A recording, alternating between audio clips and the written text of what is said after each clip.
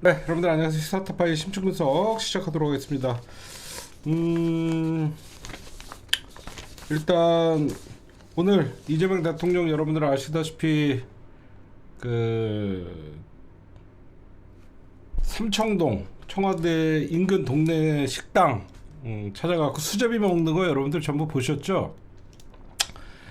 깜짝 줄 서갖고 대통령이 청와대 복귀를 알리는 겁니다. 이제 인근 식당에 찾아가셔갖고 나도 여기 주민이다 라고 이제 말씀하면서 사람들이 너무 깜짝 놀라갖고 청와대 복귀 후 이틀째 주민들에게 인사를 한 거죠. 그러면서 사람들이 막 줄 서서 밥 먹다가 깜짝 놀랐죠. 오늘 이따가 이매진 TV나 시사타파 뉴스 거기에 영상이 쇼시나 이런 것들 올라가 있으니까 여러분들이 좀 한번 찾아보시기 바랍니다. 오늘 아마 못 보신 분들 있으면 한번 거기 찾아가서 좀 보시기 바라고, 오늘 내란 재판부법 그 다음에 정보통신망법이 국무회의를 통과했습니다. 거부권이 없어서 너무너무 좋죠 여러분들. 이재명 대통령이 오늘 내란 재판부법 정보통신망법을 국무회의에서 의결함으로써 이제 내란 전담 재판부가 실질적으로 내년부터 2심에서부터 이제 적용이 되는 겁니다. 그 다음에 정보통신망법도 적용이 되는 것이고, 이재명 대통령이 특이하게 통일교 수사를 또 강력하게 지시를 했어요. 왜 특검 기다리냐? 특별수사본부나 검경합동수사본부를 검토해라 빨리. 그리고 서해 공무원 사건엔 검찰이 조작 기소했다라고 하면 이거는 반드시 책임을 물어라. 그렇죠? 제가 어제 이거 말씀드렸죠. 무죄라고 좋아할 게 아니다. 이거는 국정원이 윤석열 지시에 따라서 고발 사주를 받아서 고발을 했고 검찰이 조작 기소를 한 것이다. 그런 검찰이 조작 기소한 것도 반드시 책임을 물어라 라는 것이고, 통일교 신천지의 정교 유착 특검 마냥 기다릴 게 아니다. 이거는 검경 합동 수사를 검토하라.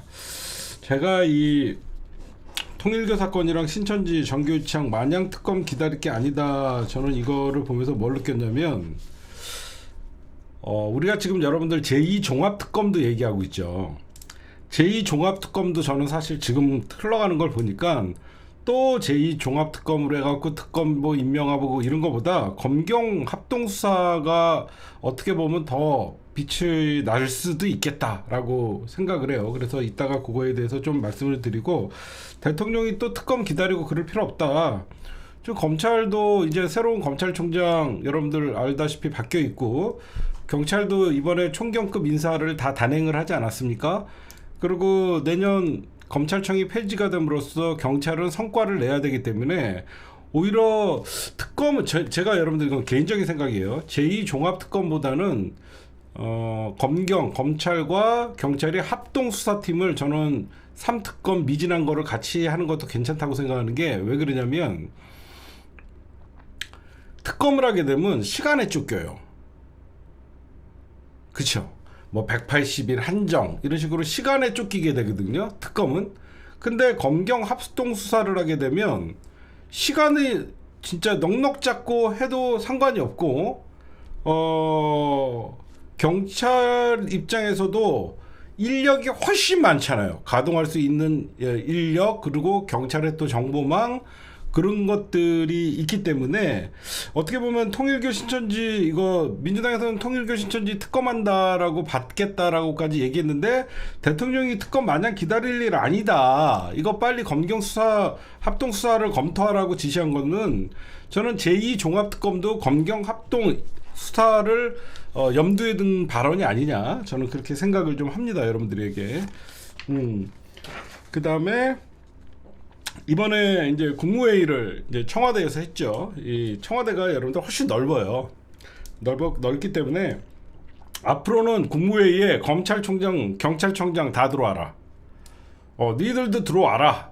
이게 무슨 말이냐면, 검찰총장, 경찰청장도 국무회의 들어오라는 거는 니들도 와서 업무 보고하라는 거예요. 니들도 권력 집단이기 때문에 장관 니들 검찰총장 말만 장관급이고 하고 밖에서 니들끼리 쌈쌈이하고 깜깜이 수사하고 그러잖아요. 앞으로 검찰총장이나 권력기관들이잖아요. 검찰총장, 경찰총장, 국무회의 앞으로 참석해라 지시까지 내렸어요. 그 다음에 온라인 댓글 조작단 행위 엄단 하라라고 얘기하고, 통일교 특검 도입 전에 성역 없이 수사해라. 이거 무슨 말이냐면 검경 합동 수사의 어떤 성과가 나오고 성역 없이 오히려 검경 합동 수사팀에서 수사를 잘하게 되면 굳이 특검, 왜 그러면 자꾸 특검 하면 좀 사람들이 생각할 때 이게 뭐 특검 정국이야? 계속 특검 정부야? 이렇게 생각할 수도 있거든요. 자, 얼마든지 앞으로는 여러분들이 생각해 보셔도 경찰이 이제는 수사를 책임지고 해야 되는데, 무조건 특검 하면 사실 경찰의 어떤 무능함 이런 게 드러날 수 있기 때문에 저는 검경 합동 수사도 나쁘지 않다고 생각합니다. 그리고 이상한 기소 책임 물어라, 이런 오늘 국무회의 발언들이 있었어요. 네, 그거를 빗대서 여러분들 보시면 지금 김건희 특검에서 사건은 이제 경찰이 넘겨받았죠. 지금 아시다시피 경찰청 3대 특검 인계 사건이 있어요. 경찰청에서는 이미 내란 특검, 김건희 특검, 최혜병 특검에서 넘어오는 사건들을 인계받기 위해서 이미 수사팀이 다 꾸려져 있습니다. 그렇기 때문에 지금 본부장이 김보준 경무관이에요. 근데 이제 김건희 사건에서 넘어온 사건을 넘겨받은 사람이 누구냐면 김우석 총경이에요. 이제 김우석 총경이 벌써 16명의 수사관을 선발을 했고요. 앞으로 이제 추가적으로 더 선발을 한다라고 얘기를 하는데, 이 김우석 총경은 누구냐면 공공범죄, 그 다음에 부패, 경제 이쪽 전문가예요. 왜 여러분들 김건희 특검에서 사건을 넘겨받은 수사팀장의 김우석 총경, 그리고 왜 우리가 김건희 특검에서 넘겨받은 경찰청의 특별수사본부가 주목이 되냐면, 김건희 특검에서 넘겨받은 사건은 사실상 검찰을 정조준합니다. 검찰을 정조준할 수밖에 없어요. 왜? 김건희 봐주기로 시작돼서 사실상 나라가 이 꼴이 됐고, 양평고속도로, 지금 김건희 특검에서 양평고속도로 문제나 양평고속도로 여러 가지 세 가지를 수사를 못했다, 미진하다 그러면서 넘겼거든요. 양평고속도로 노선 변경 특혜 의혹, 그 다음에 관저 이전 특혜 의혹, 그 다음에 검찰의 봐주기식, 디올백, 그 다음에 도이치모터스, 이거 특검에서 다 뒤집었잖아요. 검찰에서는 도이치모터스도 무죄였죠. 디올백도 사실상 무혐의였죠. 앞으로는 그러면 검찰이 봐줬기 때문에 이 사건은 경찰이 수사할 수밖에 없고, 경찰은 당연히 검찰을 수사할 수밖에 없는 거예요. 그래서 2차 특검이 출범을 하게 되면 이 사건을 이첩을 하겠지만, 이것도 똑같은 거예요. 검경합동수사본부를 설치하라고, 통일교랑 신천지 사건을 대통령이 수사하라고 기다릴 필요 없다라고 지시한 것 같이, 2차 특검이 출범을 하게 되면 지금 특별수사본부에서 수사했던 사건을 특검에 이첩을 하면 돼요. 그러나 특별수사본부에서 성과가 있고 계속 수사를 잘하게 되면 민주당이 굳이 2차 특검을 출범을 시키지 않아도 되는 상황도 우리가 염두에 두고 있다, 이렇게 여러분들이 보시면 될 것 같습니다. 그거를 염두에 준 거예요. 그 다음에 오늘 좋은 소식이 있는데, 사람들이 이 뉴스의 이면을 얘기하지 않길래 제가 좀 설명을 해드릴게요. 국민권익위원장 유철환이죠. 이 사람이 임기가 아직 1년이 남았는데 사퇴를 했습니다. 윤석열이 임명한 유철환 국민권익위원장이 사퇴한 이유는요, 딴 거 아니에요. 그러니까 사람들이 볼 때는 저는 한 몇 가지 이유가 있다고 생각하는데, 첫 번째, 김건희 디올백 명품 수수를 무혐의 처리를 했거든요. 근데 이게 경찰에 이첩이 됐습니다. 결국은 유철환이가 국민권익위원장에 계속 오래 있으면 있을수록 이 사건에 대해서는 유철환이 국민권익위원장이 표적이 돼요. 그러니까 제가 볼 때는 임기가 1년 남았지만 결국 특검에서 이제 경찰로 명품백 수수 무혐의 처리한 권익위원장이 나갈 수밖에 없는 거죠. 저는 그 눈치 보고 나간 거라고 생각해요. 본인이 앞으로 이제 경찰에 타겟이 될 수밖에 없기 때문에. 그래서 자녀 임기를 남기고 나간 것이다라고 저는 생각을 합니다. 대통령이 바로 이제 재가를 하겠죠. 그 다음에 윤석열은 여러분들 알다시피 재판이 8개가 있습니다. 김건희는 현재 재판이 3개예요.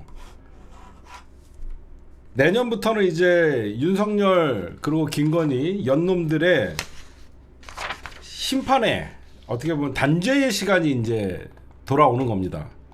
지금 이 연놈들이 어떤 짓거리를 했는지 여러분들이 보시면 오늘 정리된 게 있어서 여러분들에게 좀 보여드릴게요.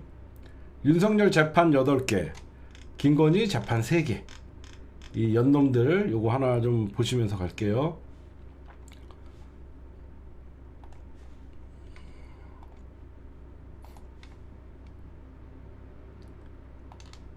나 오늘 그 윤석열 재판에서 뭐 이하상 변호사가 윤석열 한다고 연병했다며 내란 수개 요관한 게 다행이다. 이거 보시면 윤석열이 있죠 여기. 지금 비상계엄 내란 우두머리 형사 25부는 직위원입니다. 체포방해 특수공무집행방해는 형사 35부는 백대현 판사예요.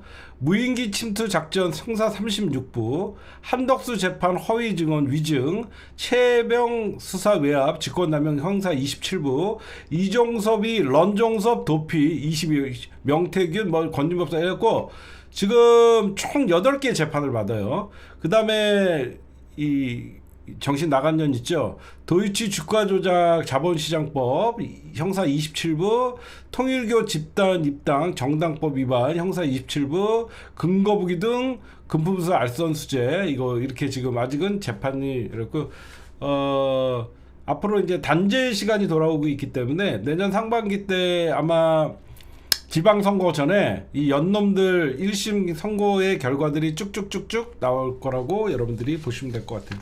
좋은 소식들이 많이 기다리고 있다. 그렇게 보시면 될 것 같고, 그 다음에 이재명 대통령께서 여러분들 아시다시피 1월 4일부터 7일까지 중국에 국빈 방문을 하게 돼 있습니다.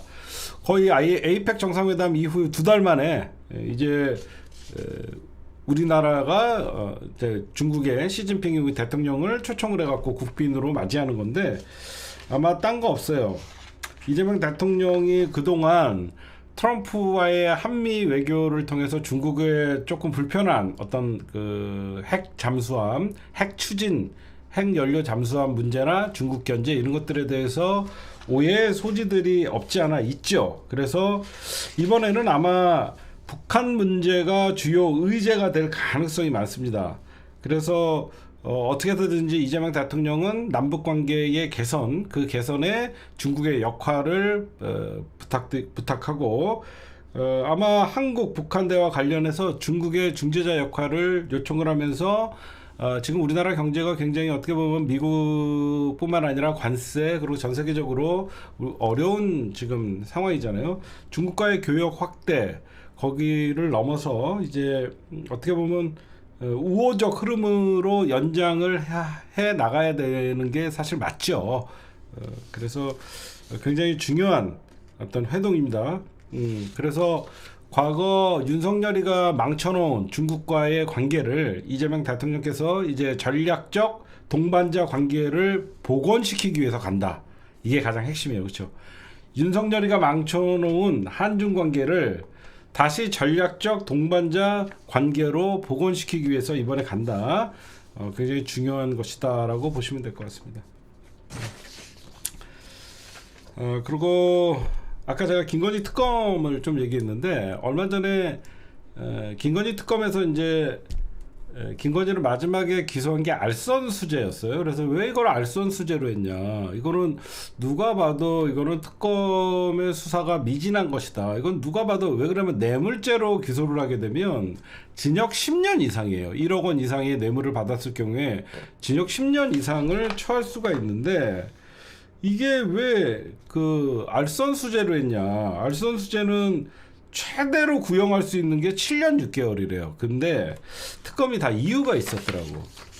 특검이 왜 뇌물죄를 적용을 안 하고 김건희에게 알선수재로 했냐면 이 뇌물죄로 기소를 하려고 그러면 대상이 공무원이어야 된다는 거야.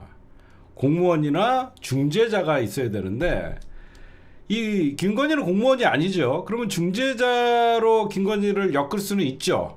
근데 김건희를 중재자로 엮으려 그러면 김건희가 받은 뇌물을 사전에 윤석열이가 인지를 하고 있었다는 걸 밝혀내야 돼요. 근데 윤석열은 공범으로 이제 윤석열과 김건희를 엮어야 되는데 윤석열은 김건희가 받는 사실조차를 몰랐다라고 하면 사실상 이게 문제가 될 수 있기 때문에 뇌물죄보다는 알선수재로 간 것이다라고 보면 될 것 같습니다. 그런 이유가 있었더라고요. 그 다음에 저건 나중에 하고 이렇게 하나하나 이렇게 좀 풀어서 말씀드려야죠. 헌법존중 TF 28개 기관이 이번 주 조기 종료됩니다. 이거는 뭐냐면요. 28개의 헌법존중 TF 사실 대한민국 행정부처 이쪽에서 부와 처, 청 이쪽에서 이제 사실상 내부 고발을 받은 거예요. 응? 너희들이 알고 있는 내란에 협력했던 사람들 다 아는 대로 써내라 이거였어요. 근데 관련 제보가 68건이 접수가 됐대요. 이 중에는 아는 것도 있었을 테고 모르는 것도 있었을 테죠. 내란 관련 제보 68건을 접수해서 이제는 국무총리 중심으로 처리를 하는 거고, 왜 이번 주에 조기 종료를 시키냐면요, 이거는 공무원 기강 잡기였어요. 결국 대통령 업무 보고를 하면서 공무원들 기강을 어느 정도 잡았잖아요. 거기에 이제 내란 이번 주, 그러니까 올해 안에 마무리하겠다는 겁니다. 내년까지, 이번 주에 마무리 안 하면 내년까지 이 헌법존중 TF, 즉 내란에 가담한 자들에 대해서 신고해라라고 하면 새해를 맞이할 때도 어수선할 수 있잖아요. 그래서 이번 주 결국은 2025년에 헌법존중 TF 조기 종료를 하고 관련 제보 68건에 대해서는 이제 수사를 차고 앞으로 나가겠다 검토를 해서 그러니까 지금 김민석 총리 입장에서는 처음에 생각보다 이렇게 많지는 않다. 68건 정도는 어느 정도 그 3주간 제보를 수집한 결과 앞으로 이제 68건 중에서 44건은 거의 국방부 경찰에 관한 제보였고, 나머지는 어떤 일반 행정에서는 그렇게 그 제보가 많지는 않았다. 그래서 이거는 공무원들 기강이 어느 정도 잡혔다라고 생각하고, 내란 이제 그러니까 정부의 분위기가 바뀌었다라는 거예요. 이제 사람들도 이제 새로운 정부, 바뀐 정부에 적응하라는 거죠. 예. 그렇게 보시면 될 것 같습니다. 제가 요즘 여러분들 보면요, 이 대통령의 국무회의 중계, 그 다음에 대통령의 업무보고 중계, 이런 것들을 보면서 뭘 느끼냐면, 야, 이걸 왜 진작 안 했을까, 다른 정부들은. 대통령이 여러분들 우리가 방송만 봐도 딱 느끼는 게 있죠. 이재명 대통령은 공무원들에겐 굉장히 엄격해요. 그거 여러분 다 느끼시죠? 유독 공무원들에게는 굉장히 엄격해요. 그러다 보니까 이거는 그 국무회의에 하지 않는 말단 공무원들이라도 앞으로 대통령의 의중을 알 수가 있는 것이고, 업무 보고에 관계 부처장이나 어떤 업무 보고하는 당사자가 아니더라도 공무원들이 어떻게 일해야 되는지를 저는 이제 공무원들이 이렇게 일하면 되는구나 라고 저는 알 수 있는 거라고 생각해요. 이 국무회의 자체만으로도 사실 부패와 비리에 연루가 될 뻔했던 사람들은, 이런 사람들 정신 바짝 차리는 저는 일이 있을 거라고, 그런 모습들이 보여요, 제가. 응? 그러니까 대통령이 국민들에게는 한없이, 그리고 통합에 방점을 두고 외연 확장 그리고 실용주의를 하지만 공무원들에게는 엄격한 그게 공무원의 자세예요. 예. 저는 그렇게 봅니다.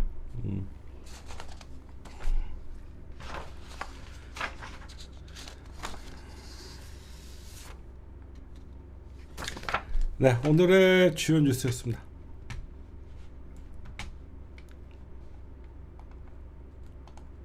네, 김병기 원내대표가 사실 이제 백기투항했습니다. 오늘 본인의 입장을 얘기한다라고 하면서 언론에서는 버틸 것이다, 막 이런 얘기들이 오갔습니다. 근데 저는 못 버틸 거다. 그 이유는 제가 못 버틸 거고, 제가 사실상 사퇴 발표한다라고 저는 이틀 전에 먼저 얘기한 이유가 딴 게 아니라 지금은 대통령의 힘이 제일 센 거예요. 아무리 김병기가 억울하거나 자기가 친명파리 국회의원들이 밀어서 됐다라고 해도 제가 3일 전에 김병기 30일 사퇴 유력이라고 제가 해놨죠. 그 이유가 대통령실이 이거를 쉴드 칠 일이 아니라고 당연히 생각하겠죠. 아니 이거 맞히고 안 맞히고 문제가 아니라 이거는 사퇴를 안 할 수가 없는 상황으로 여러분들이 봐도 그렇게 됐죠. 응? 근데 저는 먼저 저는 이런 말씀을 좀 드리고 싶어요. 김병기는 적이 아닙니다. 아군이에요. 그동안 고생 많았다. 김병기 의원님 지난 대선 과정에서 정권 교체하는데 어떤 역할도 잘했고 내란 극복에 역할도 잘했고, 다만 어떤 이런 불미스러운 일들에 엮여서 원내대표 일을 중간에 관두게 됐던 것은 아쉽지만 오늘의 결단은 잘한 것이다 라고 말씀을 드리고, 거의 하루에 한 건 비리가 폭로가 되고 어제 결정적으로 MBC의 녹취가 터지면서 이거는 진보 보수 뉴스타파 뭐 할 것 없이 김병기의 사건은 이거는 결국은 도덕성 문제로 사퇴했다는 게 가장 여러분들 뼈아픈 거예요. 민주당이. 그러니까 결국은 내란 척결의 동력을 상실할 수 있고 이재명 대통령의 지지율이나 국정의 발목을 잡을 수 있는 상황이기 때문에 어쩔 수 없던 거예요. 그런데 제가 좀 이따도 얘기했지만 제가 분명히 얘기하는데 김병기 의원은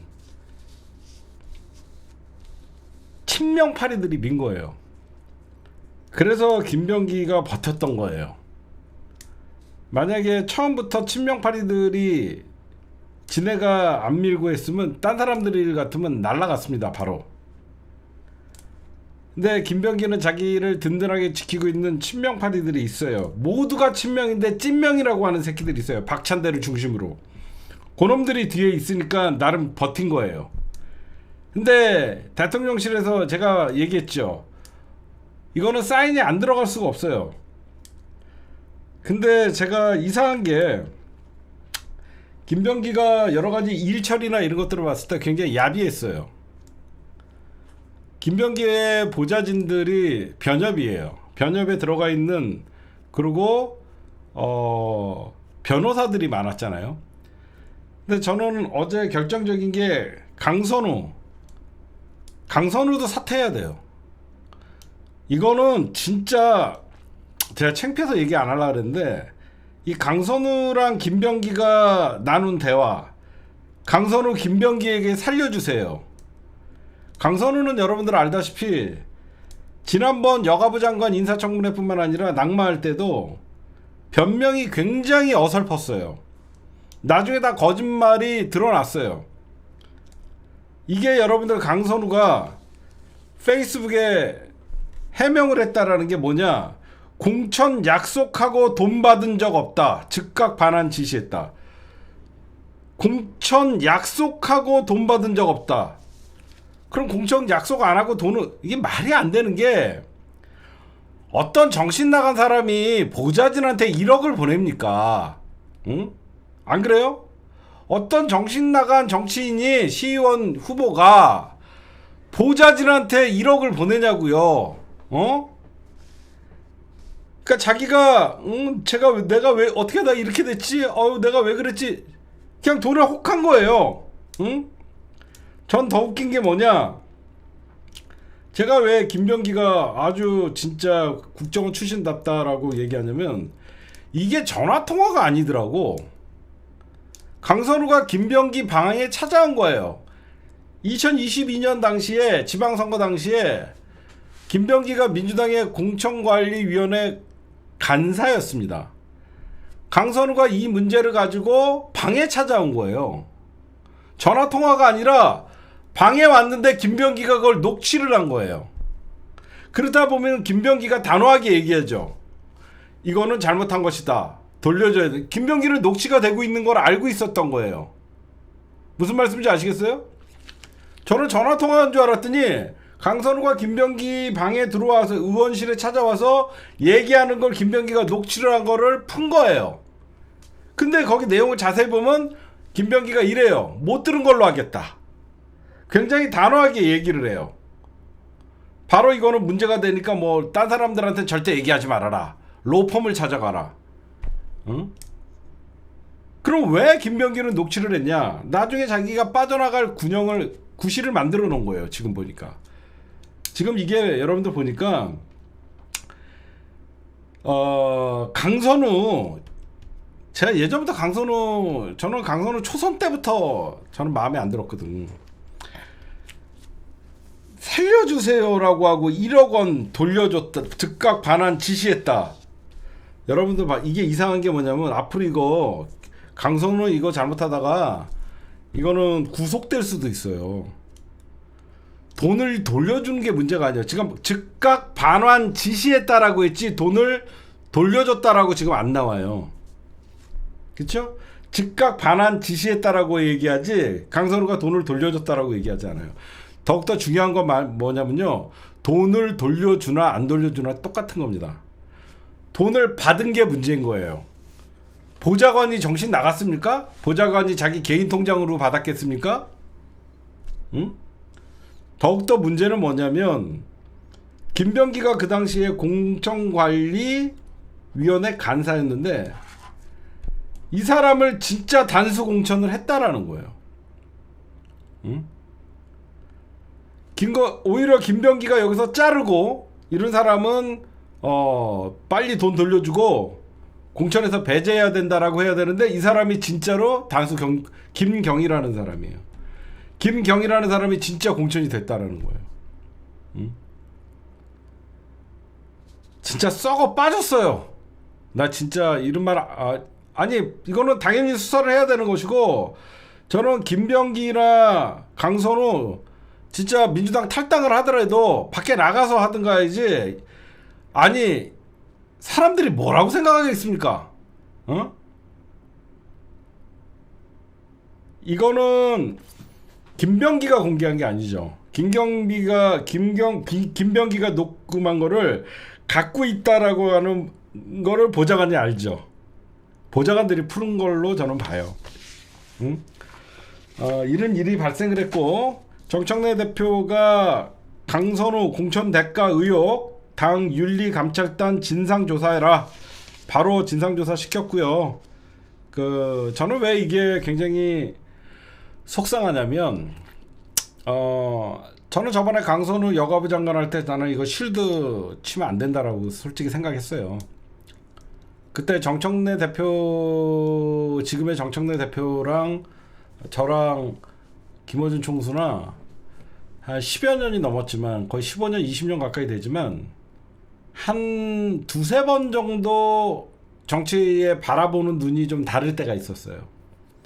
첫 번째가 최근에 저는 뭘 주장했었냐면 저는 뭐였죠? 연동형으로 가야 된다. 근데 뜬금없이 정청래랑 김어준은 병립형으로 가야 된다. 그때 한번 저랑 정청래랑 김어준이랑 바라보는 게 좀 달랐어요. 저는 연동형으로 가야 된다. 저쪽은 병리병으로 갑자기 뜬금없이 그때 저랑 달랐고 이번 그 다음에 강선우 문제. 저는 정청래 대표가 강선우를 쉴드 쳐주는 거를 저는 잘못했다고 생각했었어요. 저는 잘못했다고 생각했어요. 왜 그러면 하여튼 그랬어요.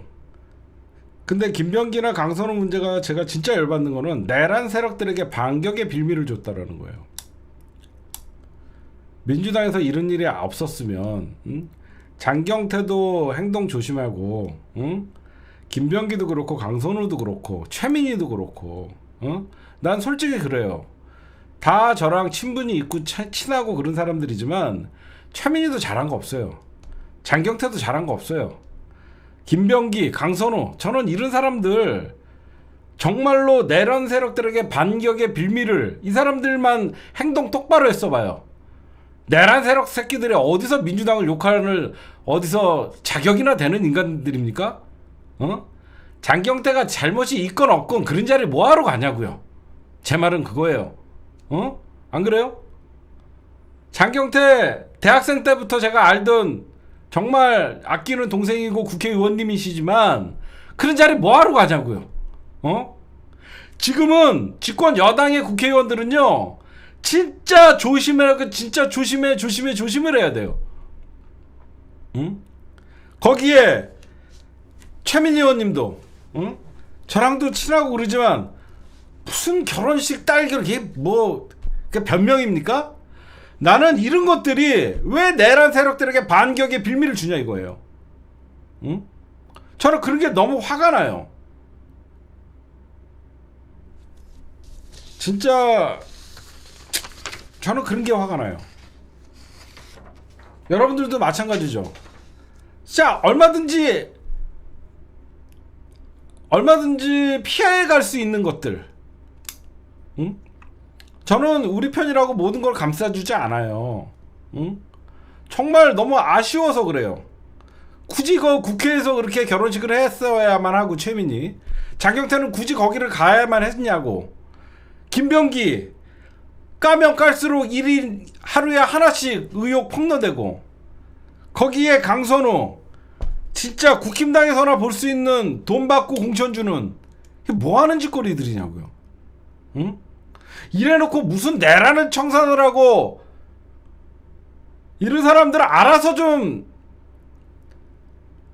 당에 부담 주지 말고 대통령에게 부담 주지 말고 좀 알아서 진짜 나는 진짜 민주당 의원님들 진짜 그러면 안 됩니다.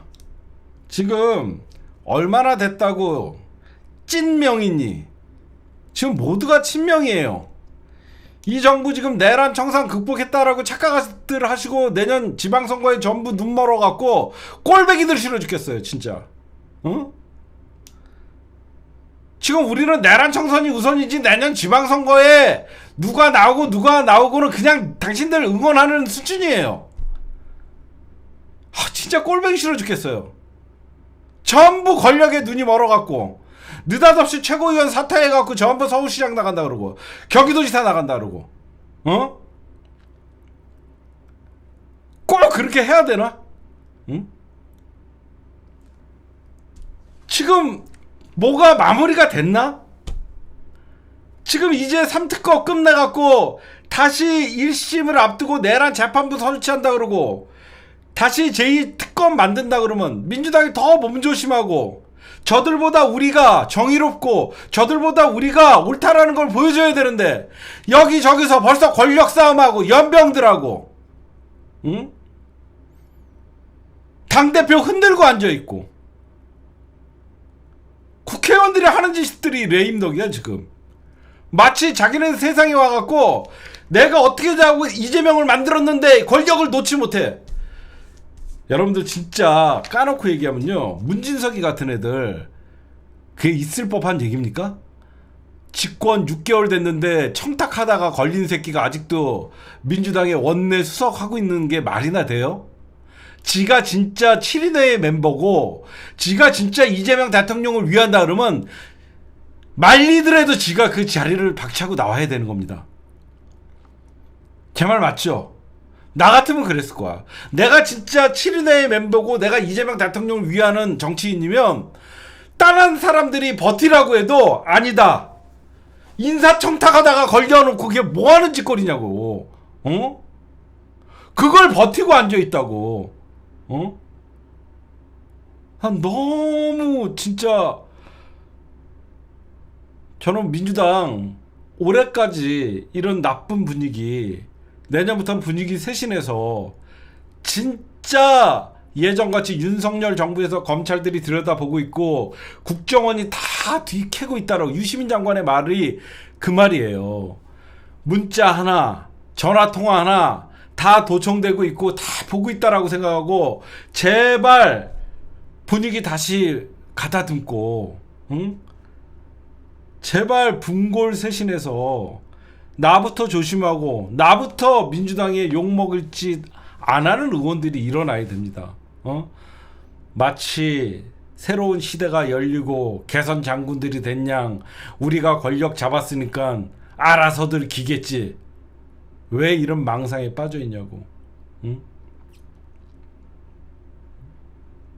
나는 진짜 아니 최민희를 됐건 누가 됐건 문제를 일으키지 말라는 거예요. 응? 안 그래요, 여러분들? 누구를 제가 옹호하고 욕하는 게 아니에요. 왜 안 일어나도 될 일들을 문제를 일으켜갖고 저런 국힘당한테 공격을 받냐고요. 지금 우리가 국힘당한테 공격받을 때예요? 저거 사실상 입도 뻥끗 못하게 죽여놔야 되는 거 아닙니까? 응? 이거는 진짜 2026년은 민주당 검찰이 늘 들여다보겠고 국정원이 들여다본다고 분위기 쇄신해야 돼요. 나는 이대로 가면 찐명파리들 지금 권력이 지금 모두가 친명이고 민주당이 단일 대우로 내란 극복하고 지방선거 이기고 민생 회복하고 그런 거에 몰두해야 되지. 어느 개파가 누가 먹고 미친놈들이죠. 응? 이런 짓거리 하면 안 돼요. 봐봐요. 정청래 대표가 강선우는 바로 윤리감찰 지시했죠. 김병기는 얘기 안 합니다. 왜 얘기 안 하냐? 찐명이라고 하는 인간들이 김병기를 밀었는데 자기가 김병기를 윤리감찰 지시를 하면 또 친명 대 친청의 대결이다라고 얘기하니까 아예 원내대표 문제는 제낀 거예요. 그런 소리 듣기 싫으니까. 김병기를 그러고 이제 당직을 버렸으니까 이제는 어차피 경찰 수사를 받아야 되는 사람인 거예요. 그래서 제낀 거예요. 응? 강선우 같은 애들은 빨리 탈당해갖고 나가야 돼요. 진짜 쪽팔린 줄 알아야죠. 응? 아유. 그 다음에 이제 여러분들에게 좀 말씀드릴게요. 이제 4개월짜리 원내대표예요. 왜 4개월짜리 원내대표냐면 원내대표의 임기는 1년입니다. 그래서 김병기의 임기가 올해 5월이었어요. 근데 대부분 선거가 있을 때는 한 달 더 합니다. 그래서 원래 민주당은 매년 5월에 원내대표 선거를 했어요. 근데 이번에는 새로 뽑힐 그러니까 보궐이 되겠죠. 보궐 원내대표 선거이기 때문에 원래는 5월인데 6월 달에 선거가 있기 때문에 6월까지 한 5달짜리 원내대표가 될 거예요.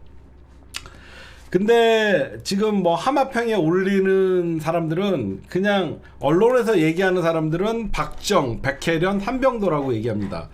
왜 박정, 백혜련, 한병도가 나오냐면 3선이라서 그래요. 원내대표의 급은 3선급이거든요, 원래.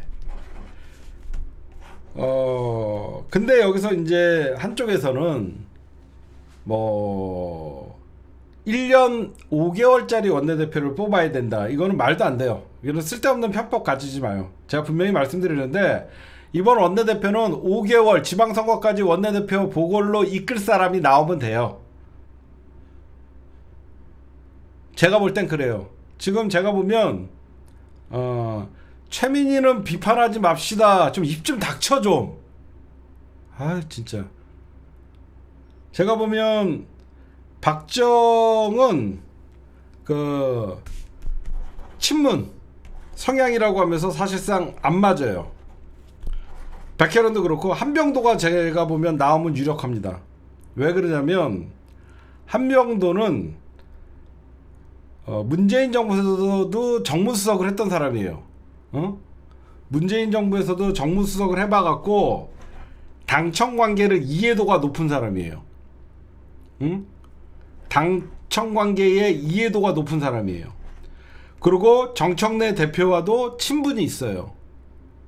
그렇기 때문에 대통령, 그러니까 청와대에서 근무해본 사람들은요, 대통령의 의중을 빨리 읽어요. 그래서 원내대표라면 대통령과, 그러니까 굉장히 무난한 사람이에요. 한병도는. 이재명 대통령도 좋아하고. 그러다 보니까 제가 보면 한병도가 유력해 보여요. 한병도가 유력해 보인다고 저는 감히 말씀드려요. 정청래 대표와 청와대의 연결고리에 가장 밝은 사람이에요. 청와대 경험이 있어서. 여기서 근데 한쪽에서는 어떤 소리가 있냐면 추대하자.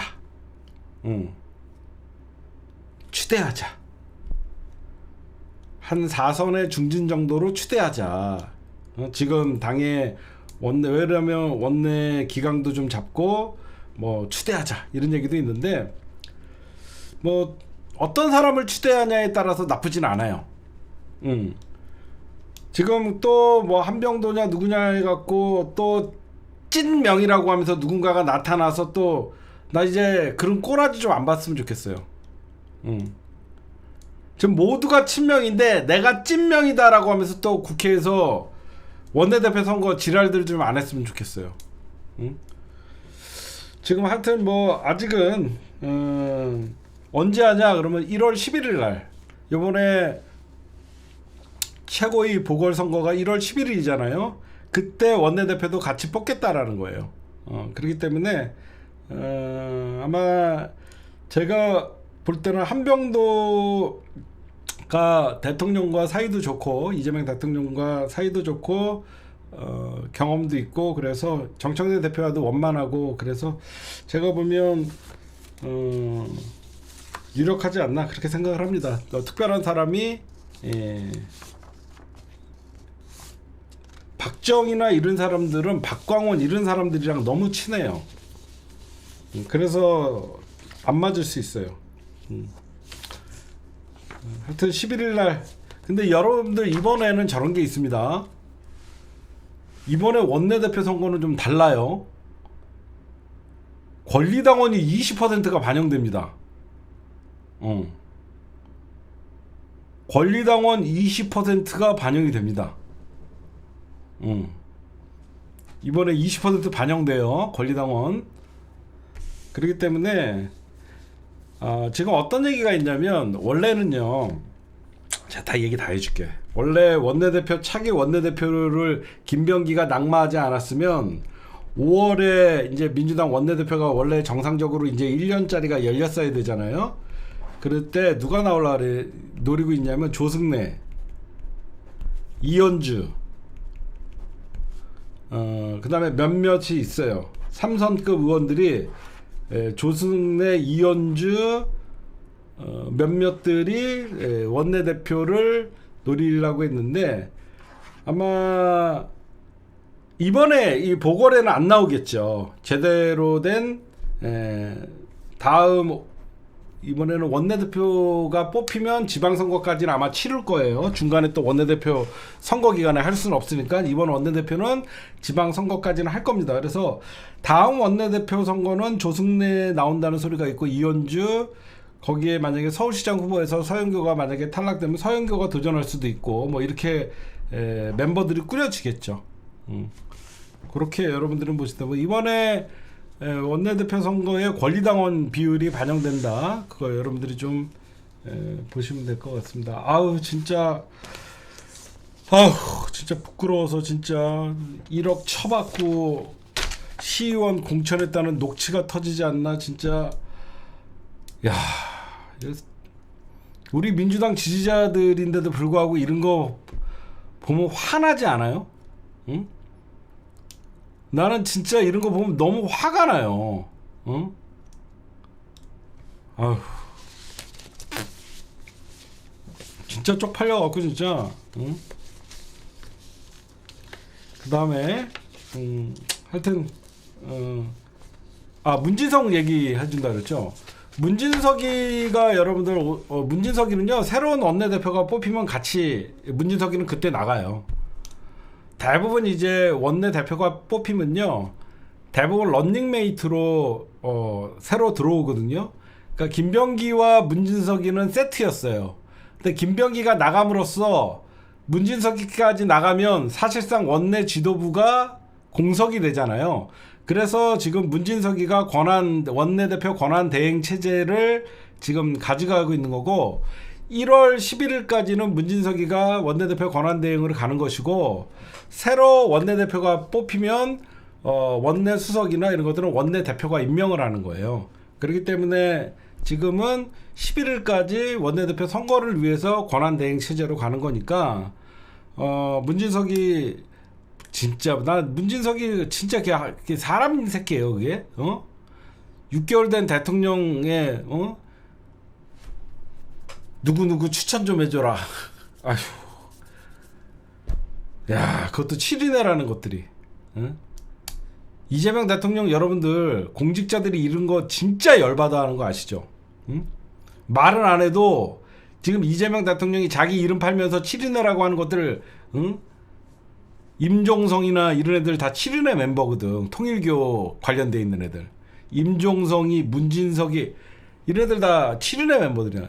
이재명 대통령 얼마나 열받겠어요. 이재명 대통령 그런 거 진짜 싫어하잖아요. 공직자들 부패 이런 거에 연루되는 거. 에휴. 문진석이는 그때 이제 새로운 원내대표가 뽑히면 원내 수석은 당연히 여러분들 진짜 아까도 얘기했지만, 내가 문진석이라고 나 쪽팔려서 못 앉아 있어요. 진짜 빼도 박도 못하고 진짜 그거 수사받아야 될 거예요. 원래는 우리가 누가 국힘당 김건희한테 누구 인사 추천했다고 얼마나 우리가 난리를 쳤습니까? 딱 걸렸다라고 연병을 하고 우리가 얼마나 난리를 쳤어요. 지금 똑같이 걸려. 그 엄한 김남국이 그 문자 받고 대답해주다가 김남국 비서관 날라가고, 그 다음날 문진석이 국회 출입기자들한테 무슨 문자 보냈는 줄 아세요? 2025년 우수의원 상 수상. 그 인간이에요? 응? 아니 그걸 보내더라니까. 인사청탁 걸린 놈이 그 다음날인가 2025년 우수의원상 하면서 자기 받았다고 그걸 국회 기자들한테 보내더라니까.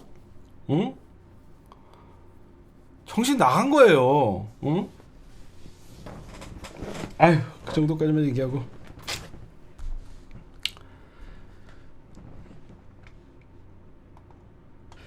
네, 여러분들 이해운 장관 임명에 보수가 패닉이에요 지금.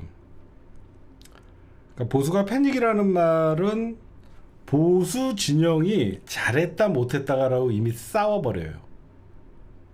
그렇죠? 저는 이해운 장관 임명을 정치적으로 너무 정무적으로 정략적으로 판단하지 않아요.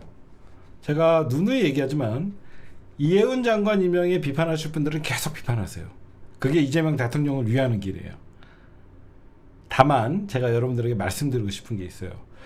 여러분들 중에서 점점 이해운 장관이 좋아 보일 거예요. 분명한 거는. 제 말이 거짓말인가 보세요. 제가 여러분들에게 이 얘기했죠. 어제 이재명 대통령이 국민검증을 통과해라. 본인이 돌파해라라는 거예요. 그럼 무슨 말이냐? 당연히 여러분들 청와대에서 전화가 갔겠죠. 대통령께서 기획예산처 초대 장관을 하시면 어떠냐라고 하는데 이해운 장관은 어떠십니까? 누군가가 물어봤겠죠.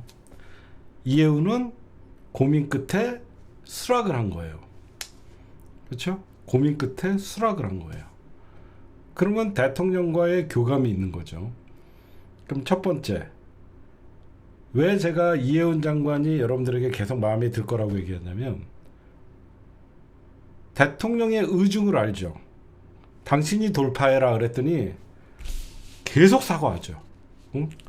내란은 민주주의 파괴하는 불법적 행위였다.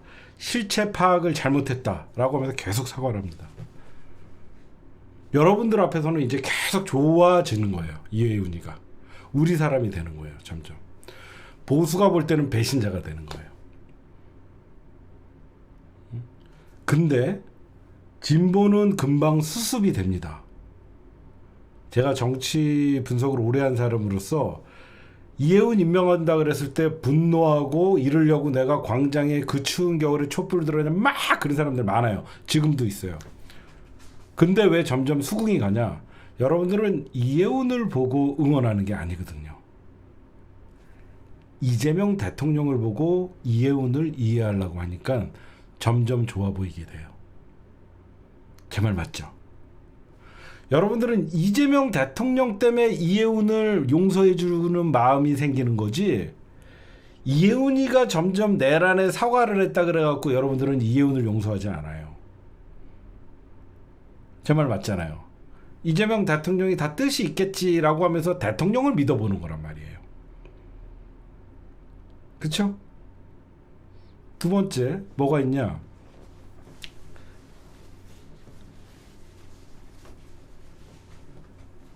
이해운이 자체가 지금 여러 가지 이제 인사청문회 여러 가지 이제 의혹들에 대해서 많이 터져 나올 거예요.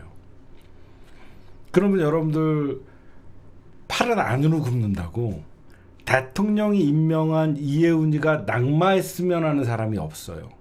적어도 이재명 대통령 지지자들이 왜 점점 이해운에게 호의적으로 되냐면, 이재명이라는 대통령이 임명을 했기 때문에 국힘당의 공격이 파상 공세가 됐을 때 팔은 안으로 굽는다고 여러분들은 이해운을 응원하게 돼요.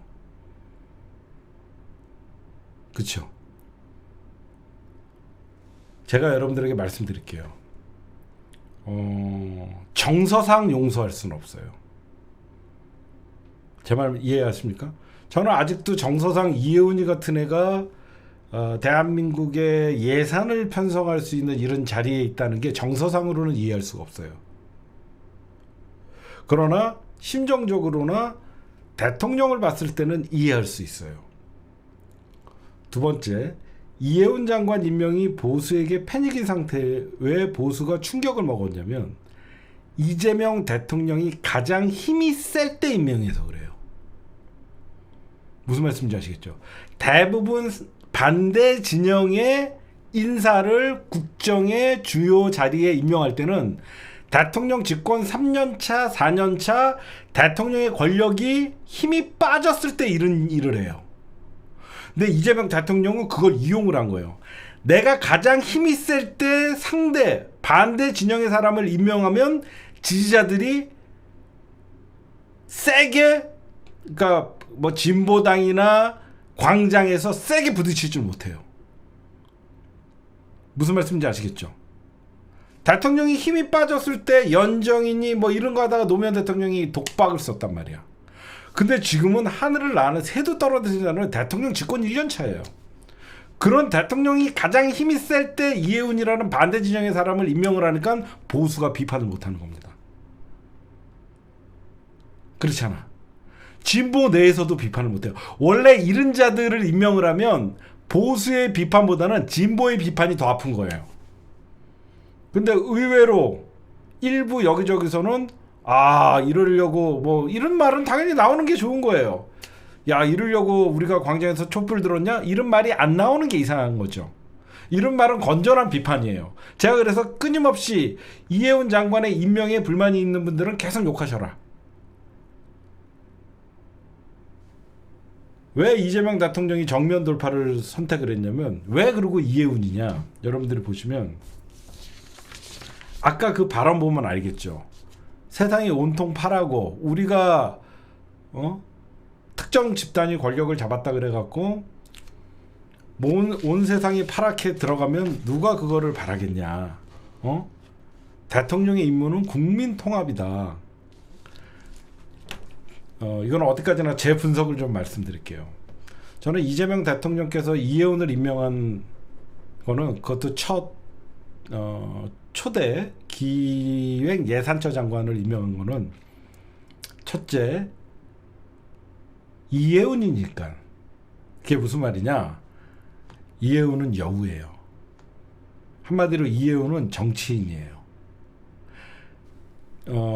일명 국힘당의 어떤 국힘당 성향의 교수나 그런 사람들을 임명을 하면 말을 안 들어요. 자기 곧대로 하면서 대통령과 맞서려고 합니다. 근데 이해운은 권력 지향적인 성향의 사람이에요. 제 말 이해하셔야 돼요. 이재명 대통령이 가장 힘셀 때 이해운에게 장관 자리를 제의했을 때 받았다는 것은 권력 지향적인 인물이라는 거예요. 이해운은. 그렇죠? 권력 지향적 인물이기 때문에 자기는 재정 건정성이라는 정책 기조를 갖고 있다 그래도 이런 사람들은 자기가 모시는 대통령의 의중을 잘 알아요. 그러니까 오히려 다루기가 쉬운 겁니다. 그리고 뒤끝이 깨끗해요. 이해운 같은 애들, 권력 지향적인 애가 이재명 정부에서 일하다가 나중에 무슨 일이 있었다 이런 발설이 나가지 않아요. 왜? 이런 애들은 정치 산전수전을 다 겪어본 애들이기 때문에 지금이야 내가 이재명 정부에서 얻었던 일을 썰같이 풀어갖고 그 언론에 집중을 받는 거는 나중에 자기 자폭하는 행위라는 걸 알아요. 그렇죠? 문재인 정부에서 가장 실패가 홍남기 같은 애들이거든요. 이런 경제학자, 관료들 말 뒤지게 안 들어요. 그런데 이해운이는 이재명 대통령과의 경제 철학 자체가 달라요. 이해운이는 재정 건정성을 얘기하고 이재명 대통령은 경제가 어렵고 민생이 어렵기 때문에 재정 확장 정책을 펼쳐야 된다. 잘 보세요. 이재명 대통령의 의중을 누구보다도 이해운은 이해를 합니다. 대통령은 재정 확장 정책을 펼치려고 해요.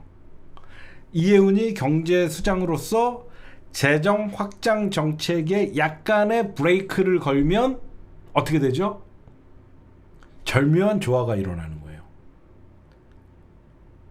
비판을 받을 수 있지만 무조건 대통령의 경제 확장 정책을 이재명 정부에서 펼쳐서 인플레이션이 일어나고 환율이 급등하고 그런 문제를 이재명 정부가 경제적인 모든 게 있는 게 아니라 진보 보수할 것 없이 경제정책에 대해서 균형 감각을 살릴 수가 있는 거예요.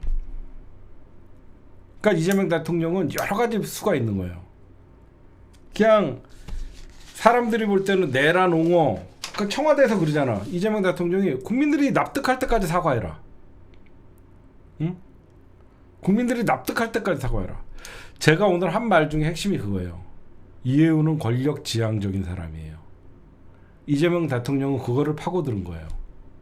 권력 지향적인 사람의 특징이 뭐냐면 자기가 모시는 주군의 의도를 제일 잘 파악합니다. 제 말 맞죠? 이해운이가 관료 출신이나 이해운은 적어도 삼선 국회의원이고 KDI나 이런 경제 전문가적인 소견이 있는 사람이에요. 그렇기 때문에 국힘당 입장에서는 왜 패닉이냐? 오죽하면, 그러니까 보수가 설 자리가 없는 거죠. 대통령은 계속 우측으로 동진 정책을 펼치는데 저쪽은 어때요? 우리끼리 뭉치자예요. 제가 왜 보수가 패닉이 됐다라고 하냐면 단순히 이해운이 때문에 보수가 패닉된 게 아니라 이해운이를 이재명 대통령이 끌어당기는 순간 저쪽에서 무슨 얘기가 나와요? 야, 조경태도 간데 홍준표가 국무총리가 썰도 있어. 이게 무슨 말이에요? 장동혁과 극우 빼고는 이제는 모두가 국힘당을 떠날 지금 대탈출 러시가 벌어지고 있다는 거예요. 여러분들이 봐도 그렇죠. 그런 말이 왜 나오겠어요? 조경태가 해수부 장관 후보자래. 홍준표가 국무총리 썰이 있대. 이런 얘기가 왜 나오겠어요? 국힘당 안에서는 이미 보수가 괴멸됐다라는 거예요. 그렇지 않아요? 이해운 하나 임명을 한 이후에 저쪽에서는 나름 합리적인 보수라고 하는 사람들은 이재명 정부와 다 같이 지금 여야 할 것 없이 이념을 넘어서 국민 살린다는데 뭐가 여야가 있냐. 이 대통령의 기조에 지금 맞춰간다는 거예요. 응? 그럼 대통령은 이념을 초월해서 힘 모아서 진영을 넘겠다는 거예요. 이거는 만약에 성공한다 그러면요. 갑자기 또 얘기를 좀 딴 데로 가면 우리가 여러분들 87년 민주화 이후에 20년간 어떻게 보면 운동권과 독재를 비판하면서 민주 진영이 권력화됐어요. 이게 무슨 말이냐면 87 항쟁 이후에 우리 노무현 대통령 때까지 우리 민주 진영이 차곡차곡 전열을 가다듬고 해서 권력을 쟁취를 합니다. 김대중 노무현 대통령까지. 그러고 나서 그러니까 독재 정권, 독재 타도라는 민주 진영이 올바른 정의와 민주주의의 신념으로 우리가 권력을 이제 잡는 시대가 오잖아요. 김대중 노무현이라는. 그러니까 우리가 노무현 대통령 이후에 보수가 각성을 해요. 좀 딴 얘기로 할게요. 보수가 각성한 이유가 뭐냐? 김대중 노무현이라는 민주 진영의 일명 민주화 독재 타도 세력들에게 권력을 뺏겨보니까 이렇게 가다가는 보수가 말살하겠다는 생각을 하고 이명박근혜 때 바로 국정원과 기무사를 동원해서 댓글 부대가 등장하는 거예요. 그리고 그때 극우들을 양성하기 시작했던 거예요. 이명박근혜 때 양성했던 20년 전의 극우가 지금 다시 민주주의를 위협하는 거예요. 제 말 맞죠? 응? 20년 동안 우리는 독재 타도를 외치면서 민주진영이 집권을 10년 동안 하면서 나름 보수, 그러니까 독재의 잔재 세력들과 균형을 맞추면서 싸웠어요. 그러다가 저쪽에서 각성을 하고 일베를 양성하고 국정원과 기무사를 통해서 극우들을 양성하기 시작했던 결과가 지금에 나타나는 거예요. 여러분들이 보실 때 잘 보세요. 이명박근혜 때 2007년 8년도죠. 그때 중학생, 고등학생 10대, 20대들이 커서 지금의 20대, 30대 극우들이 돼버린 거예요. 보시면.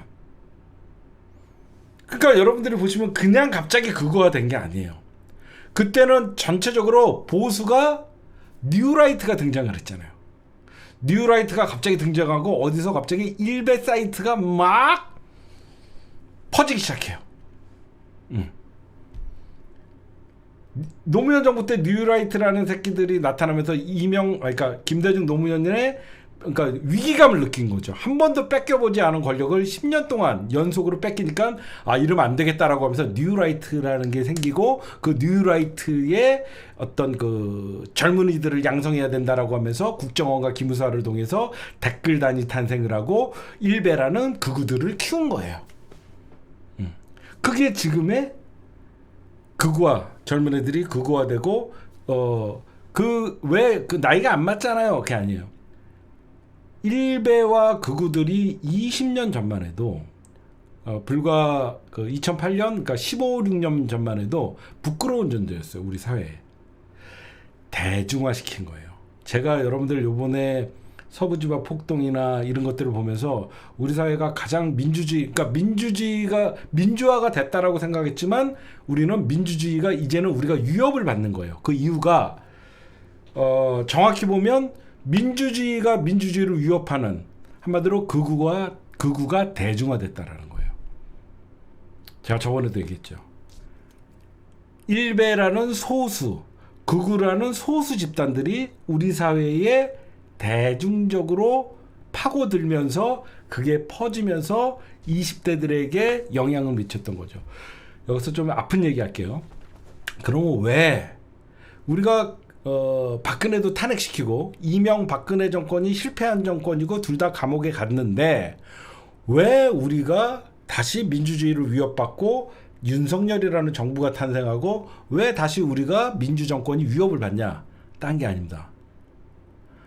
이재명 대통령이 뼈저리게 알고 있는 게 뭐냐? 노무현 대통령, 문재인 대통령의 실패가 있어요. 그게 뭐냐? 여러분들 잘 생각해 보세요. 여러분들의 나라는 국힘당과 전혀 다른 가치관을 가지고 적어도 우리 사회가 반민족 행위자들 그리고 반역자들이라고 생각하는 대한민국의 악의 축인 국힘당과는 다르다고 생각하죠. 여러분 제가 무릎을 탁 치는 얘기 하나 해줄게요. 노무현 대통령 때 왜 민주 진영의 사람들이 떠나갔냐? 우리가 정권을 잡으면 노무현 대통령이 정권을 잡으면 세상이 달라질 거라고 생각했어요. 모든 게 정리가 될 거라고 생각했어요. 근데 그러지 못했어요. 그쵸? 노무현 대통령 당선됐다라고 하던 그날 그 기쁨이 결국은 노무현 대통령과 민주정부가 탄생을 했지만 소득의 양극화는 더 벌어졌고 실업률은 더 올라가고 사실상 뭐라 그러죠? 비정규직들이 늘어나고 집값이 폭등하고 그게 문재인 정부에서 반복된 거예요. 그래서 윤석열 정부가 탄생한 거예요. 무슨 말씀인지 아시겠죠? 우리 민주 진영의 지지자들은 착각에 살아요. 우리가 정권을 잡으면 뭐든지 다 클리어하게 세상이 바뀔 거라고 생각해요. 그게 쉬운 게 아니에요. 문재인 대통령이 집권 초반에 80%까지 가는 지지율이 있었어요. 근데 나중에 뭐에 망하냐? 청년들의 불만. 그 청년들의 불만에는 소득의 양극화. 거기에 부동산 폭등이었던 거예요. 또다시 민주정권이 잡았을 때 해결할 수 없는 일들이 난관에 부딪히면서 민주당이나 국힘당이나 정권을 잡아봤자 그놈이라는 양비론이 먹히기 시작했던 거예요. 그렇죠? 지금 여러분들 자세히 생각해 보세요. 우리가 김대중 대통령 때는 우리가 3당 어떻게 보면 DJP 연합이라는 김대중, 김종필, 박태준 연합이라는 연합정부였어요. 처음에. 노무현은 단독정부였어요. 그래서 노무현은 누구의 방해를 받지 않고 진짜 적폐청산 한번 싹쓸이 한번 작살 한번 내놓을 수 있다라고 생각했고 세상이 바뀔 거라고 생각했는데 그러지 못했어요. 그래서 진보 그러니까 입진보라고 하는 소위 그 자들이 노무현을 비판했어요. 그러니까 우리가 생각하는 권력의 만능론이었어요. 그게 이제 한계에 부딪히는 걸 아는 거죠. 문재인 대통령 때 잘하다가 결국 어떻게 돼요? 20대의 불만을 해결하지 못한 거예요. 소득의 양극화, 어떤 그 젊은이들의 불만, 집값 폭등 그런 것에 대해서 무기력함을 보여줬거든요. 그러다 보니까 사실 보시면 박근혜가 탄핵되고 문재인 정부가 들어서고 보수가 거의 5년 만에 재기를 해서 윤석열을 탄생시킨 거예요. 이재명 대통령은 그걸 아는 거예요. 왜 이해운이나 이런 장관 임명에 저쪽에서 패닉 상태가 오냐면 대통령이 힘이 있을 때 사실상 이게 여러분들 정치적으로 보면요. 아예 적의 심장을 지금 겨눈 거예요. 국힘당이 여러분들 따뜻한 보수라고 일컬어진 사람들이 누구예요? 나름 따뜻한 보수라고 얘기하는 사람 그리고 나름 대화가 된다고 얘기하는 사람들이 유승민, 이해운, 김성식, 홍준표 이런 사람들이에요. 그렇죠? 나름 그래도 상식적으로 대화가 된다는 지금 여러분들이 알고 있는 국힘당에 남아있는 장동혁, 뭐 한동훈 이런 애들은 상식적인 애들이 아니에요. 그렇잖아. 근데 벌써부터 국힘당이 왜 패닉이냐? 장동혁은 나름 윤석열의 1심 선고가 나오면 왜 그러면 장동혁은 판사 출신이잖아. 나름 윤석열의 1심 선고가 나오면 법원 판단을 존중하고 윤석열과 선긋기를 하고 외연 확장을 하려고 그랬던 거예요. 쟤네들도 끝까지 윤어게인 세력들 붙잡고 지방선거 치르고 총선 치르고 못하는 거 알아요. 그 타이밍을 주지 않은 거예요.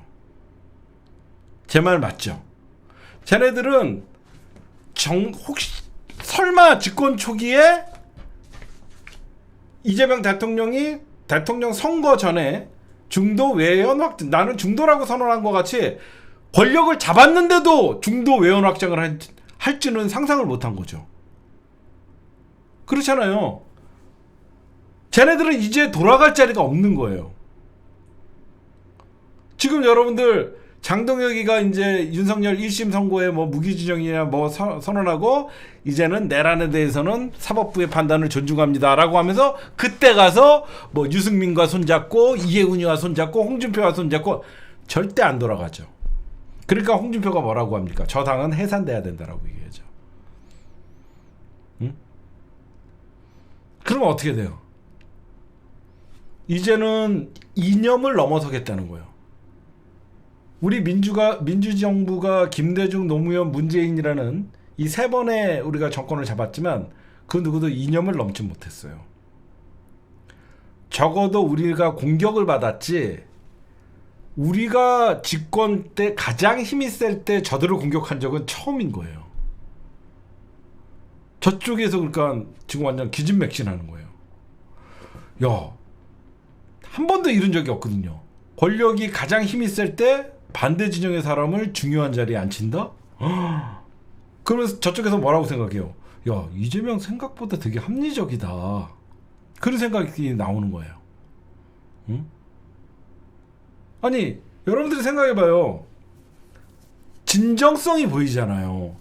집권 4년차 힘 빠졌을 때, 집권 4년차나 5년차 힘 빠졌을 때, 면피용유로 만약에 이재명 대통령이 지금 집권 5년차에 들어서서 이해운이를 장관에다가 임명하면요, 아무도 안 옵니다. 아무도 안 와요. 오히려 총알바지 시키려고 한다. 면피용이다라고 얘기합니다. 한간에서는 이런 얘기를 해요. 경제가 어렵기 때문에 이해운이를 총알바지로 쓰려고 한다. 이건 정치의 정자도 모르는 새끼들이 하는 얘기입니다. 왜 그러냐면 이재명 대통령이 대통령인데 기재부 장관 시켰다 그래갖고 경제가 어려워졌다 그래갖고 이해운이가 독박습니까? 아니에요. 대통령이 모든 무한 책임을 지는 겁니다. 그리고 이재명 대통령 스타일이요, 지금 가장 힘이 세고 할 게 너무너무 많은데 벌써부터 경제 실패할 걸 염두에 두고 이해운이를 총알바지를 썼다고요? 말 같지도 않은 소리죠. 그래서 지금 보면 이 조중동이나 보수의 스탠스를 봐도 이상해요. 한쪽에서는, 그러니까 조선일보가 보면 가장 쇼크를 먹었죠. 이게 여러분들 보시면 이해운 장관, 그러니까 오늘자 사설이에요. 사설의 제목입니다. 조선일보, 여당이 지방선거용으로 이해운을 영입했다. 협치 아닌 억지다라고 얘기합니다. 결국 이해운, 이씨라고 얘기해요. 이씨 영입 내년 지방선거를 앞두고 야권을 무력화하고 보수와 중도층으로 지지를 확장하기 위한 선거 전략일 것이다. 여러분들, 조선일보의 뉘앙스가 뭐예요? 이해운 영입은 보수와 중도의 지지를 확장할 수 있다라는 얘기예요. 반대로 얘기하면. 중앙일보 얘기해 보세요. 이해운 후보자 나라 곳간지기 역할 검증이 우선이다 라고 얘기합니다. 그는 보수는 닫혀가고 민주당은 열려가고 있다. 보수는 점점 극으로 닫혀가고 있고 민주당은 열려가고 있다. 이해운 전 의원은 배신자로 몰아세울 때가 아니다고 했다. 이건 뭐야? 조중동마저 분열이 나요. 예전에는 조중동이 똑같은 논조에 비판적 기사면 비판적이 나오는데, 동화 읽어보세요. 이해운, 김석식 깜짝 발탁. 진정성 인정받으려면 상대 진영의 문을 여는 인사가 일회성에 그치지 않고 임기 내내 일관성이 있도록 이어지는 건 중요하다. 이게 무슨 말이에요? 쟤네들조차도 지금 비판을 해야 될지 잘했다고 해야 될지. 왜 그러냐면 정상적인 언론이면요, 대통령의 탕평 인사를 비판을 하면 안 됩니다. 아니, 생각해봐요. 집권 초기에 힘이 가장 셀 때 대통령이 탕평 인사를 하는 걸 비판하는 자체가 자기네들도 이해가 안 가는, 말이 안 되잖아. 지금이야 뭐 돌려막기, 윤석열이나 여태까지 우리가 듣는 소리가 뭐였어요? 회전문 인사였어요. 고놈이 고놈이고 국가안보실장 갔다가 국방부 장관 갔다가 비서실장 갔다가 지네끼리 맨날 돌려요. 지금은 어때요? 파격적인 인사예요. 응? 쟤네들도 논조를 같이 잡지를 못해요. 응? 이거는 진짜로 이재명 대통령이 아마 아까 이런 얘기를 해요. 기본적인 틀은 변하지 않는다. 응? 내가 민주당의 출신이고 파란색 대통령이라는 건 기본적인 틀은 벗어나지 않는다. 그러나 중간중간에 송미령도 있어야 되고 이런 사람들도 있어야지 그쪽 사람들의 말도 들어봐야 된다. 이게 대통령의 철학이에요. 응? 제가 보면 이해운 논란에 대통령이 아까 그 발언은 정면 돌파한 거예요. 한번 시켜보자. 마음에 안 들면 내가 자르겠다라는 겁니다. 앞으로 국정형 업무 보고도 있고 이 사람들은 임기가 보장된 사람들이 아니에요. 대통령이 얼마든지 맘만 먹으면 자를 수 있는 사람이죠. 그렇죠? 이건 대통령이 힘을 과시하는 거예요. 응? 송미령과 이해운은 비교. 송미령 임명할 때 처음에 여러분들 찬성했어요? 그러니까 제 말을 나중에 한번 보세요. 지금 이해운 비판하실 분들 비판하세요. 근데 점점점 이해운은 권력지향적인 정치인이에요. 오히려 송미령보다 이해운이가 논란을 잠재우고 자기가 총알바지하는 역할을 할 겁니다. 대통령이 그렇게 어리숙하지 않아요. 이재명 대통령이. 여러분들이 이해운을 믿습니까? 안 믿잖아요. 이재명 대통령이 뭔가 있겠지 하면서 믿는 거잖아요. 그럼에도 불구하고 이건 아니다라고 생각하시는 사람들은 끝까지 비판하세요. 괜찮아요. 제가 그거 비꼬는 게 아니라 끝까지 비판하실 분들은 비판하셔도 좋아요. 그게 오히려 이해운이나 이재명 대통령에게는 채찍이 되는 거예요. 이런 비판을 불구하고 나는 이해운을 믿고 임명했다. 봐라, 잘하지 않냐. 이런 비판이 있기 때문에 이해운이를 사람들이 반대했다. 그러면 내가 결자해제 하겠다. 그렇게 되는 겁니다. 응? 얼마든지 여러분들 비판하세요. 그럼 나중에 대통령에게 부담이 덜하는 겁니다. 응? 못하면 대통령이 지휘자들의 원성이 높기 때문에 경질하면 되는 것이고, 잘하면 봐라. 응? 오히려 색깔이 합쳐지니까 좀 반대 있는 사람들도 오니까 오히려 다 돌아가지 않냐 보는 거예요. 응? 그러면서 오늘 대통령이 정면 돌파를 했죠. 비판하는 거 안다. 강요 지명 때 고려할 것이 많다는 걸 생각해 달라. 다만 제가 좀 걱정이 되는 건 뭐냐면, 걱정 반 기대 반이 있어요. 먼저 기대 반은 뭐냐? 이해운은요, 장관 후보자 청문회가 하루예요. 그 어떤 의혹이 와도 내공이 있어서 통과합니다. 무슨 말씀인지 아시겠죠? 국힘당 출신들은요, 3선 정도 하면요 거의 눈구렁이가 있어갖고요, 그 어떤 공격에도요 그냥 뻔뻔하게 넘어가요. 여러분들 아실 거예요. 웬만한 공격에 상처 안 입어요. 근데 걱정되는 게 있어요. 이해운이의 검증을 국힘당에서 할 거 아닙니까? 이해운이의 보좌진들이 아직 국회에 있어요. 이게 걱정이에요. 이해운이도 옛날에 갑질 논란이 좀 있었고, 이해운이에 대해서 국힘당이 너무너무 잘한다는 거예요. 그쵸? 과거 이해운 보좌진들이 지금 다른 의원실에서 보좌진들하고, 대표적인 게 장성철이에요. 장성철도 이해운 보좌관 출신이에요. 이런 애들 뿐만 아니라 다행히 이해운이가 지금 국회의원 배지를 논 지가 한 8년 이상 됐잖아요. 응? 그래서 제가 보면 국힘당이 이해운의 검증을 뭐 폭탄이다라고 터뜨려도 대통령은 임명할 거예요. 그러니까 국힘당 특징이 뭐냐, 여러 가지 의혹이 있고 막 그러지만 잘 버텨요. 제가 기대하는 거는 이해운은 뻔뻔하기 때문에 잘 버틸 것이다. 엄청난 검증이 들어올 것이다. 지금 벌써부터 국힘당 보좌진들이 국힘당에다가 엄청난 제보를 할 것이다. 그런 게 있고, 두 번째 뭐가 또 걱정이 되는 건 뭐냐면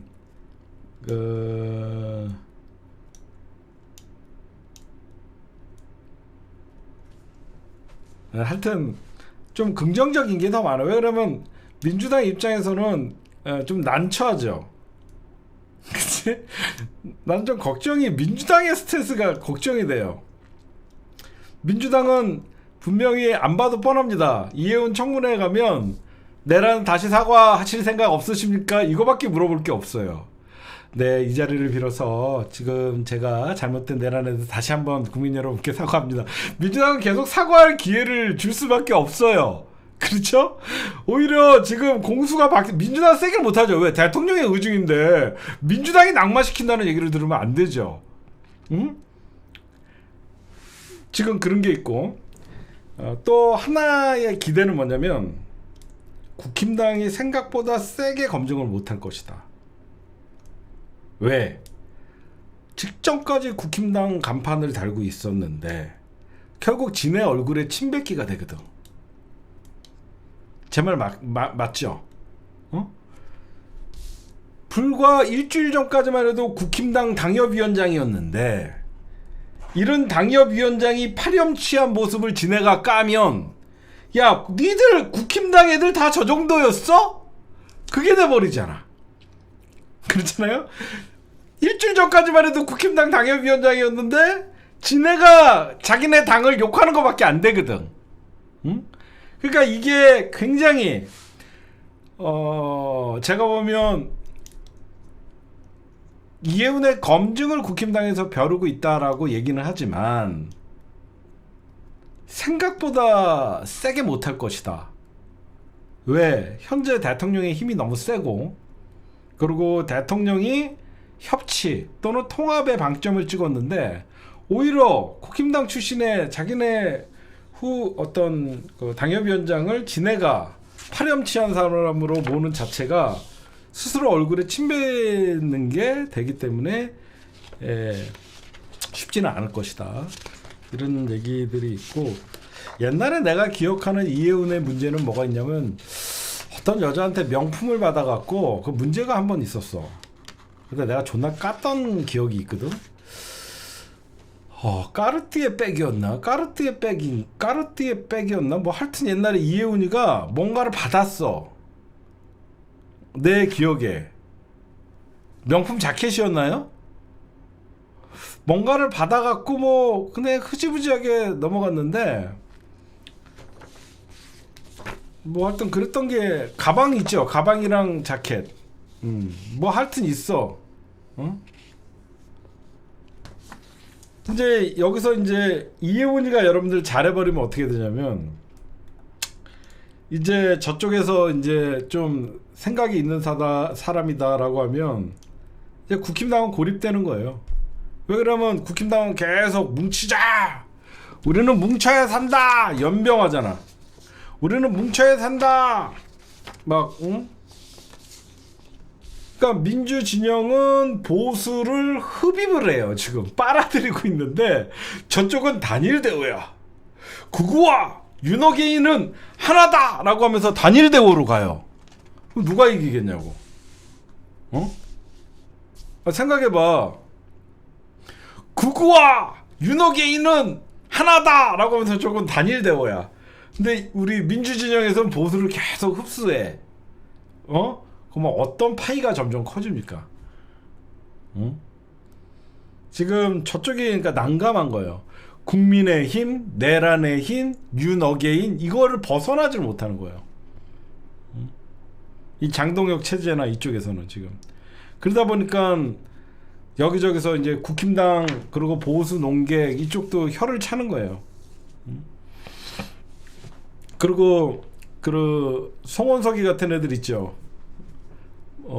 이재명 정부 뭐라고 비판한 줄 아세요? 이재명 정권에서 80년대 신군부가 어른거린대요. 야, 윤어게인은, 야, 계엄은 니네가 윤석열이가 계엄을 했지 이재명 대통령이 계엄을 했냐? 무슨 이재명 대통령한테 신군부가 어른거려. 윤석열한테 신군부가 어른거리지. 응? 지금 보세요. 이 와중에 쟤네들 뭐 하는지 보여요? 한동훈이 지금 쳐내려고 지금 벌써 단계 조사하고 이제 한동훈 징계 수순으로 가잖아요. 응? 저는요, 윤석열 탄핵을 찬성했다 그래갖고 한동훈이를 합리적 보수로 평가하는 것은 보수가 망하는 길입니다. 뭐 이해운, 홍준표, 뭐 조경태, 하태경 이런 분류의 나름 대화가 되는 보수라고 하는 사람들과 한동훈이는 윤석열만 반대하는 거지. 한동훈 같은 새끼들은 윤석열과 똑같은 새끼들이에요. 제 말 맞죠? 한동훈 같은 새끼들은 윤석열과 똑같은 새끼예요. 한동훈이는 윤석열 정부의 황태자였어요. 법무부 장관까지 하면서 지가 누릴 건 다 누린 새끼예요. 응? 근데 사람들이 착각해요. 윤석열 탄핵을 찬성하고 윤석열과 각을 세웠다라고 해서 한동훈을 마치 합리적인 보수로 생각하는데 한동훈은 절대 보수가 아닙니다. 응? 그냥 윤석열 따까리였는데 자기는 윤석열과 둘도 없는 사이라고 생각했는데 김건희에게 밉보이면서 윤석열과 사이가 어그러져 갖고 야 이 새끼야 네가 형수한테 무슨 국민의 눈높이에 맞지 않는다 맞는다 개소리를 해 이 새끼야 혼나갖고 삐져갖고 그 다음부터 저쪽에 가 있던 새끼예요. 응? 절대 한동훈 같은 새끼는 저는 한동훈 같은 새끼들 정치하면 안 된다고 생각하는 사람이에요. 응? 봐봐요. 김도비도 그렇고 이제 내년 지방선거 오니까 점점점 저쪽은 이제 윤석열 세력은 결국은 이제 국힘당 안에서 이게 어떤 작용이 벌어지냐면 정치를 오랫동안 옆에서 보다 보면요. 국힘당이 망하는 이유가 뭐였냐면요. 결국 기존의 정치 세력 여러분들 자세히 보세요. 지금 국힘당이 어떤 싸움이 벌어진 거냐면 망하던 흥하던 국민의힘이라는 보수 정당을 지켰던 나름 홍준표, 그쵸? 뭐 유승민, 뭐 김무성, 좋고 나쁘고 다 떠나서 또 누가 있죠? 뭐 이해훈 뭐 이런 사람들 있잖아요. 뭐 친박이건 뭐든 친박 세력 최경환, 다 이런 뭐 이 사람들은 적어도 정치 세력이에요. 그쵸? 이 사람들은 정치 세력이에요. 욕을 먹던 뭐 하던 국힘당이 정치 세력이에요. 근데 지금은 어떤 세력이에요? 윤석열과 아이들이에요. 윤석열과 아이들. 얘네들은 뭐예요? 정치 세력이 아니에요. 검찰 세력이에요. 과거에 윤석열과 아이들 검찰 세력들이 기존에 있던 홍준표, 유승민, 김무성 이런 애들의 정치 세력을 밀어냈던 거죠. 뭐 김도읍, 주호영 이런 기존에 있던 정치 세력, 친박, 친이라는 정치 세력을 윤석열이라는 검찰 세력들이 위에서 찍어 누르면서 권력을 잡았죠. 지금 여태까지 국힘당에서 윤석열 검찰 세력들에게 주도권을 뺏겼던 그 주도권이 이제 다시 복원되는 과정이에요. 그 주도권이 복원되는 과정에 아직도 윤석열의 핵심 똘마니인 장동혁이나 이런 애들이 남아서 윤 어게인을 외치면서 구구들을 끌어들여서 왜? 기존에 있던 국민의힘의 정상적인 지지자들은 사실 다 떠나갔어요. 지금 국힘당의 모든 선거는 윤 어게인이나 극우들에 의해서 좌지우지가 되는 거예요. 그러니까 얘네들은 끝까지 지금 윤석열, 윤 어게인을 한번 외쳤기 때문에 여기에서 이제 승부를 보지 않으면 돌아갈 길이 없는 거예요. 자기 정치 생명이 끝나는 거죠. 대표적인 게 장동혁, 김민수라는 뭐 최고위원, 그 다음에 장해찬 이런 거기에 플러스 전한길, 전광훈 이런 세력들이죠. 근데 얘네들은 자기네들이 앞으로 어떻게 될지 알아요. 그러니까 결국은 정치 국힘당도 보수라는 정치가 복원을 하기 위해서 홍준표나 지금 막 뭐 이름들이 막 나오잖아요. 조경태, 홍준표, 뭐 입각설, 응? 이런 게 왜 돌겠어요? 결국은 새로운 정치 세력들이 복원되는 거예요. 저쪽에서도 하태경까지 뭐 이름이 나오고. 왜? 이쪽으로 못 들어가니까. 여러분들이 보셔도 여러분들이 다시 윤석열, 한동훈 이런 검찰 세력들이 이제 윤석열 구속과 함께 얼마 안 남았어요. 1심 선고되면 다 떠납니다.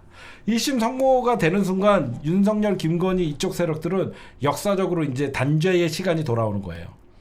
그러면 나머지 보수 정치를 다시 재건한다라고 하면서 나타나는 세력들이 홍준표 플러스 여러 가지 세력들이 이제 나오는 거예요. 왜? 뒤에서는 이제 조중동이 이들을 응원하거든요. 윤석열을 언제까지 조중동이 빨아주겠어요. 지금도 조중동이 냉정하게 윤 어게인과 단호히 단절해야 된다라고 하면서 계속 장동혁을 비판하잖아요. 응? 근데 이 틈을 안 준 거예요. 그러니까 얘네들은 시간이 필요한데 그 필요한 시간을 이재명 대통령이 오히려 그래요? 갈 데 없어요? 오세요. 여기서 한번 일해보세요. 어때요? 쏠깃하죠? 뭐 이상한 뭐 국장 자리도 아니고 초대 기획 예산처 장관을 준다고 하니까 권력지향적인 이해운이가 쏠깃 안 할 수가 없죠. 이재명 생각보다 열려있는 사람이네? 보수도 찬사를 하는 거예요. 근데 여기서 남은 거 나국상 이런 애들 이제 갈 때까지 윤상현 이런 애들 뭐예요? 윤석열 정부와 함께 목숨을 걸었는데 이제 출구 전략도 없고 나머지 나국상은 서울시장 도전하는 마지막 희망 하나 걸고 있고. 여러분들이 보셔도 누가 얼마나 아파요. 홍준표는 저쪽에 대선 후보였잖아. 대선 경선까지 뛰었던 저쪽에 대선 후보가 이재명 정부와 손을 잡고 국무총리설이 나돌고, 응? 국힘당의 육선 조경태가 해수부 장관 서울에. 이게 뭐예요? 자기네들 수용하지 않는 사람들. 어떻게 보면 자기 국힘당에서 나름 참다운 보수라고 생각하는 인지도 있는 사람들이 국힘당과 맞지 않으니까 이재명 정부에 더 가깝다는 거예요. 응? 그러니까 쟤네들은 패닉이 올 수밖에 없어. 이렇게 되면 어떻게 되냐면요, 장동혁이가 앞으로 힘을 쓰질 못해요. 지금이야 지네끼리 하지만 계속 이제 단일 대우만 외치는 국힘당. 얼마 전에 이런 얘기가 있었죠. 장동혁, 이준석, 한동훈이 뭐 셋이 다시 뭐 의기투합해서 보수를 재건한다. 언제 그랬냐는 듯이 한동훈이 징계하잖아요. 왜 한동훈이를 장동혁이가 얼마 전까지만 해도 의기투합하는 척하다가 왜 징계할 것 같아요? 그구들 때문에 그런 거야. 그구들한테 한동훈은 배신자거든. 근데 그구들의 지지를 받아갖고 당선된 장동혁이가 한동훈이를 안 칠 수가 없거든요. 응? 제가 다시 한번 강조하지만 이재명 대통령이 이해운 장관을 임명을 하는 것은 집권 초기로 해서 파괴력이 큰 거예요. 집권 초기로 해서 우리 진영에서 비판을 대통령이 막아낼 수 있는 힘이 있는 것이고, 집권 3년차, 4년차 어떻게 보면 레임덕으로 접어들었을 때 이해운 같은 애들 우리 진영에서 임명 못합니다. 난리가 납니다. 제 말 이해하시죠? 오히려 이재명 대통령 집권 4년차, 5년차 때 이해운 임명하면요, 민주당이 들고 일어나요. 민주당 지지자들이. 근데 대통령이 워낙 힘이 셀 때니까 민주당 지지자들이 들고 일어나지 않으니까 저쪽에서 뭐라고 할 수가 없는 거예요. 응? 그렇게 여러분들이 좀 보셔서 지금 아마 이해운 장관 임명은요, 앞으로 계속 엄청난 이게 나비 효과가 일어나갖고 계속 퍼져나갈 거예요. 계속 퍼져나갑니다. 국힘당은 점점점 쪼그라들고 나름 새로운 보수라고 하는 사람들은 길을 못 찾고 그렇게 될 거예요. 그렇게 보시면 될 것 같고, 아까 제가 그 얘기가 아마 여러분들이 좀 와닿았을 거예요. 우리가 노무현 대통령 탄생했을 때 우리가 정권 잡으면 세상이 바뀌고 뭐 할 것 같았다. 근데 그렇게 하지 못하니까 진보가 떠나고 실망을 하고 다시 저들에게 이명박근혜라는 10년의 시간을 우리가 또 뺏기고, 또 박근혜라는 어떤 87년 이후에 이명박근혜 시절 때 민주주의가 후퇴하는 걸 처음 봤고, 그런 거를 또 거치면서 다시 문재인 정부가 탄생을 하고 그 수많은 기대를 받고 문재인 정부가 탄생했음에도 불구하고 집권 초기에는 80%까지 가는 문재인 대통령의 지지율이 있었지만 결국은 조국 장관의 어떤 검찰과의 싸움, 검찰에게 사실 밀린 거거든요. 그러니까 제가 누누이 얘기하지만 사람들이 착각을 해요. 문재인 대통령과 조국 장관님이 검찰과 싸움에서 왜 졌냐? 전 졌다라고 보거든요. 왜 졌냐면 집권 1년차 때 검찰 개혁을 하면 지금 찍소리도 못 하잖아요. 왜 이재명 대통령 앞에서는 검찰이 찍소리를 못하냐? 집권 한 달째부터 검찰 개혁을 해버려서 그래요. 그러니까 검찰청 폐지한다 그래도 찍소리도 못하는 겁니다. 문재인 대통령 때 검찰 개혁은 집권 3년차 때 시작했어요. 2017년 때 2017, 2018, 2019 2019년 말에 시작해갖고 2020 집권 4년차 때 넘어가면서 한 거예요. 그러니까 검찰이 1년만 버티면 된다라고 하면서 그냥 들이받아버린 거예요. 이제 이해가 가시죠? 응? 그냥 1년만 버티면 된다 들이받자라고 하면서 윤석열이가 개기면서 대통령 후보가 된 거예요. 그럼 물론 문재인 대통령이 검찰을 집권 1년차 때 개혁을 못한 이유는 의석이 안 됐었죠. 123석으로 시작해서 결국 2020년 때 180석이 된 거예요. 그때 검찰 개혁을 시도를 했던 것이죠. 그래서 좀 타이밍상 봐요. 거의 지금 민주진영 개헌 빼고는 진보진영이 다 할 수 있는 의석을 갖고 있잖아요. 이런 대통령은 없습니다. 이재명 대통령은요, 민주 진보 대통령 중에 가장 강력한 힘을 가지고 집권 첫날부터 임한 대통령이에요. 개헌 빼고 다 할 수 있는 입법부를 갖고 있고, 대통령이 내란이라는 국민들의 내란 척결이라는 지지를 받으면서 탄생한 정부라서 가장 힘이 센 거예요. 그래서 이 친명파리 하는 새끼들 제발 이재명 대통령 말 좀 새겨들으라는 거예요. 당대표일 때는 개파를 챙겨야 되고 당을 장악을 해야 되기 때문에 나와 같이 정치한 세력들을 챙겨야 되지만 대통령이 되는 순간 이 사람들은 부담이 되는 겁니다. 문진석이 대표적인 거죠. 김남국은 바로 경질해버리잖아요. 대통령실에 있으니까. 문진석이는 입법부 소속이니까 대통령이 경질을 못해요. 지가 알아서 나갔어야죠. 버티는 새끼들이 그게 과연 이재명 대통령이 원하는 사람일까요? 7인회 중에 한 명이라고 하면서 인사청탁하다가 걸린 새끼가 뻔뻔하게 원내 수석하고 있는 게 그게 올바른 현상이에요? 응? 제 말 맞잖아요.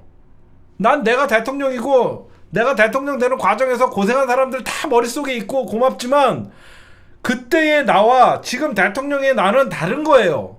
나는 지금 대한민국이라는 나라에 나를 반대하는 윤석열이나 나를 반대하는 사람들을 공산주의 전체 세력이라고 매도하지만 나는 나를 반대하는 사람들도 이끌어가야 되는 대통령으로서 국민을 챙겨야 될 때는 오히려 이재명 파리하면서 뒤에서 권력을 사유하고 그 권력으로 못된 짓거리 하다가 걸려갖고 그런 놈들이 오히려 더 미운 거예요.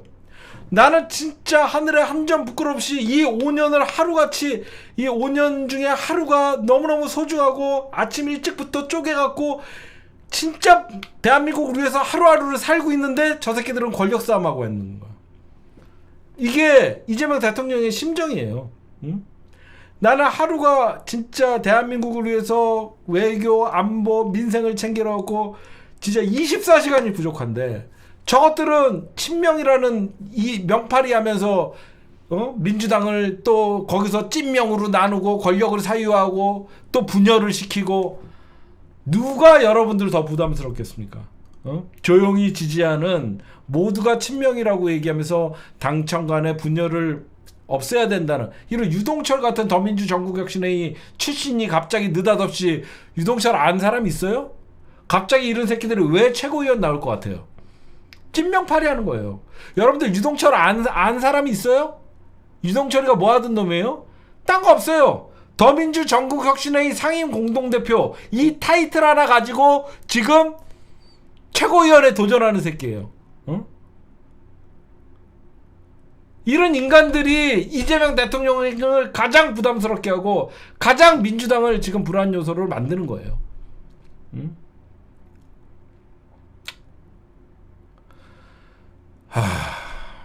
진짜 이런 거 보면 마음이 아픕니다.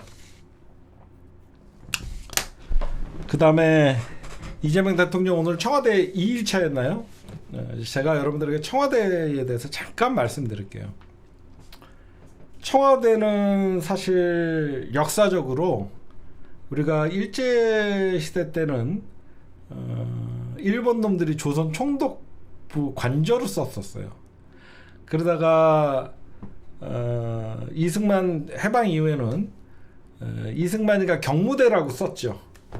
근데 4.19 혁명에 의해서 이승만이가 내려오죠. 12년의 장기 독재를 하다가 4.19 혁명에 의해서 이승만이가 내려올 때 2대 대통령이었던 윤보선이가 국민들에게 이 경무대라는 말을 좀 바꿔라. 그러니까 경무할 때 이 무자가 무단 통치 이런 의미가 많기 때문에 그래서 윤보선 대통령이 2대 윤보선이가 청와대라고 이름을 바꿨던 거예요. 청와대로. 물론 우리 조선시대의 경복궁이나 이런 게 푸른 기와가 있어서 청와대라고 하지만 정확히 얘기하면요. 이 청와대의 의미는요. 여러분들이 대한민국의 근현대사를 볼 때 조선 왕조가 대한제국으로 갔다가 대한제국이 다시 대한민국이 된 게 아닙니다. 조선이 일제에 의해서 패망한 거예요. 조선이 일본에 의해서 사실상 조선은 막을 내린 겁니다. 대한민국이 일제 치하에서 일본과 싸워서 대한민국을 만든 거예요. 그쵸?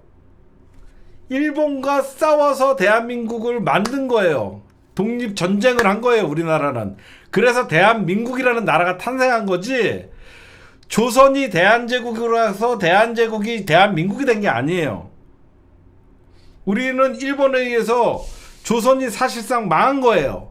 그 망한 조선을 일제와 독립운동 전쟁을 펼치면서 대한민국을 임시정부가 만들고 그 임시정부가 대한민국을 일본을 격퇴하고 우리가 광복을 쟁취한 것이죠.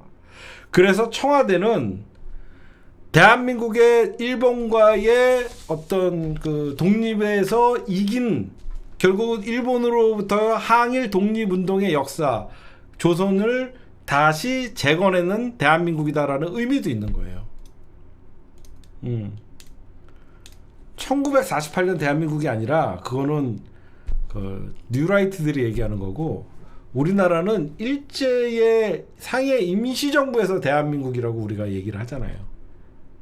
일본과 일제의 침략에 의해서 조선이 멸망했지만 그 침략된 멸망한 조선이 멸망했지만 그 안에서 다시 대한민국을 만들어서 항일 독립운동을 통해서 대한민국이 다시 국권을 회복한 거죠.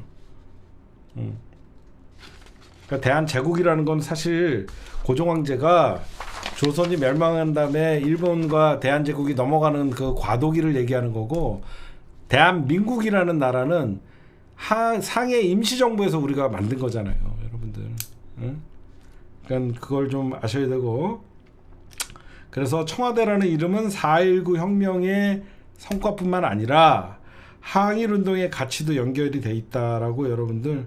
그리고 청와대의 지금 자리는 뭐 고려시대부터 신성한 자리였다 이런 것도 있고, 결국은 우리가 일제시대 때는 총독 관저로 쓰였고 해방 직후에는 미군 사령관의 관저로도 쓰였지만 대한민국이 정부 수립과 함께 이승만의 관저가 됐고, 그 이승만은 경무대로 얘기했지만 결국은 나중에 윤보선이 청와대, 조선시대의 청와대와 항일 독립운동의 기념으로 청와대를 만들었다. 신성한 공간이라는 뜻이다라고 여러분들이 보시면 될 것 같아요. 그래서 뭐 사람들이 청와대는 뭐 터가 안 좋다 이런 얘기도 있잖아요. 근데 그런 거 아니다. 굉장히 조선시대나 고려시대 때부터 경복궁 건물들이 모두 푸른 기와였고, 그 다음에 대한민국의 전통을 복원하는 취지, 여러 가지. 조선왕조 대한제국이 대한민국으로 바뀐 게 아니라 조선이 일제에 망하고 그 일제와 싸워서 대한민국을 세운 것이다. 그렇게 여러분들이 좀 똑바로 알았으면 좋겠어요. 알겠죠? 대한제국이 대한민국으로 바뀐 게 아니라 조선이 일제에 망했잖아. 그 망한 어떤 조선을 일제와 싸워서 다시 대한민국을 세운 거죠. 우리나라가 일제 시대 때. 그렇게 보시면 될 것 같습니다. 그래서 다시 청와대 신성한 자리다 말씀드리고 싶고, 아까 제가 여러분들 좀 와닿는지 모르겠지만 그거 와닿죠. 왜 지금의 극우들이 판치는지. 우리가 김대중 노무현 10년을 우리가 정권을 잡으면서 저쪽이 깜짝 놀래갖고 한 번도 권력을 뺏겨본 적이 없는데 김대중 노무현이라는 10년을 뺏긴 다음에 깜짝 놀래갖고 뉴라이트가 등장하고 과거에는 뭐 안기부 이런 애들을 동원했던 놈들이 국정원과 기무사를 동원해서 댓글 부대를 양성하고 일베를 양성하고 그랬던 게 오늘날의 극우가 대중화된 것이다.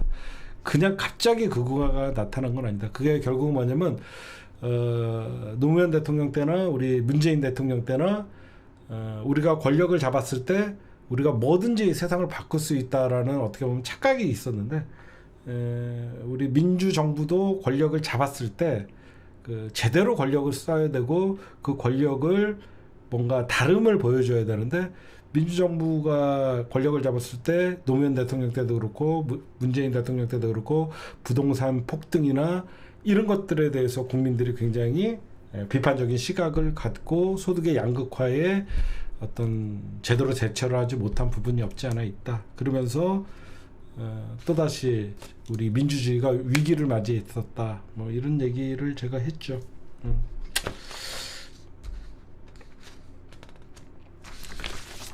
그리고 마지막으로 이재명 대통령이 여러분들 이해운이나 중도 보수를 공략하는 이유가 뭐냐면요, 저런 게 있어요. 문재인 대통령 때보다 이재명 대통령은 정치적 기반이 넓지가 않죠. 보시면 이거 굉장히 중요한 얘기 하나 해드릴게요. 문재인 대통령은 김대중 노무현 친노 친문이라는 거대한 진보 진영의 그룹이 있었어요.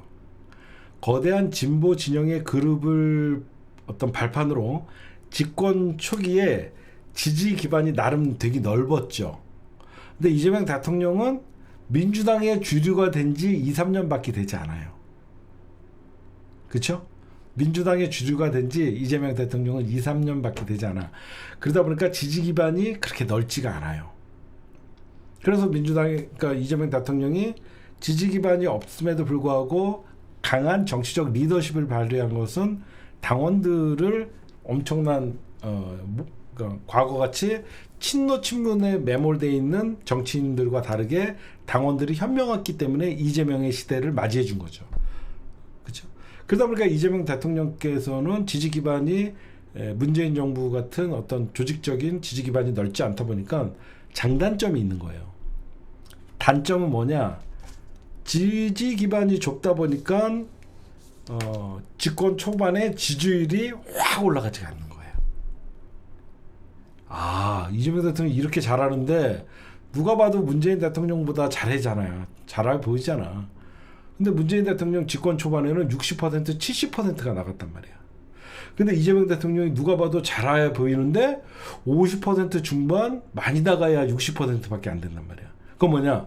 이재명 대통령이 지지 기반이 우리야 지금 모두가 친명이고 다 지지를 하지만 지지 기반이 스펙트럼이 넓지가 않아서 한정돼 있는 거라서 그래요.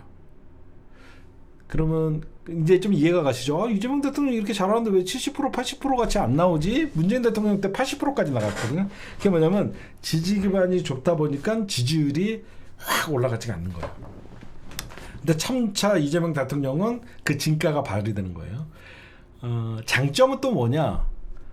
이재명 대통령은 신세진 정치 세력이 그렇게 많지가 않아요. 그래서 이해운 같은 사람을 영입할 수 있는 거예요. 그렇죠.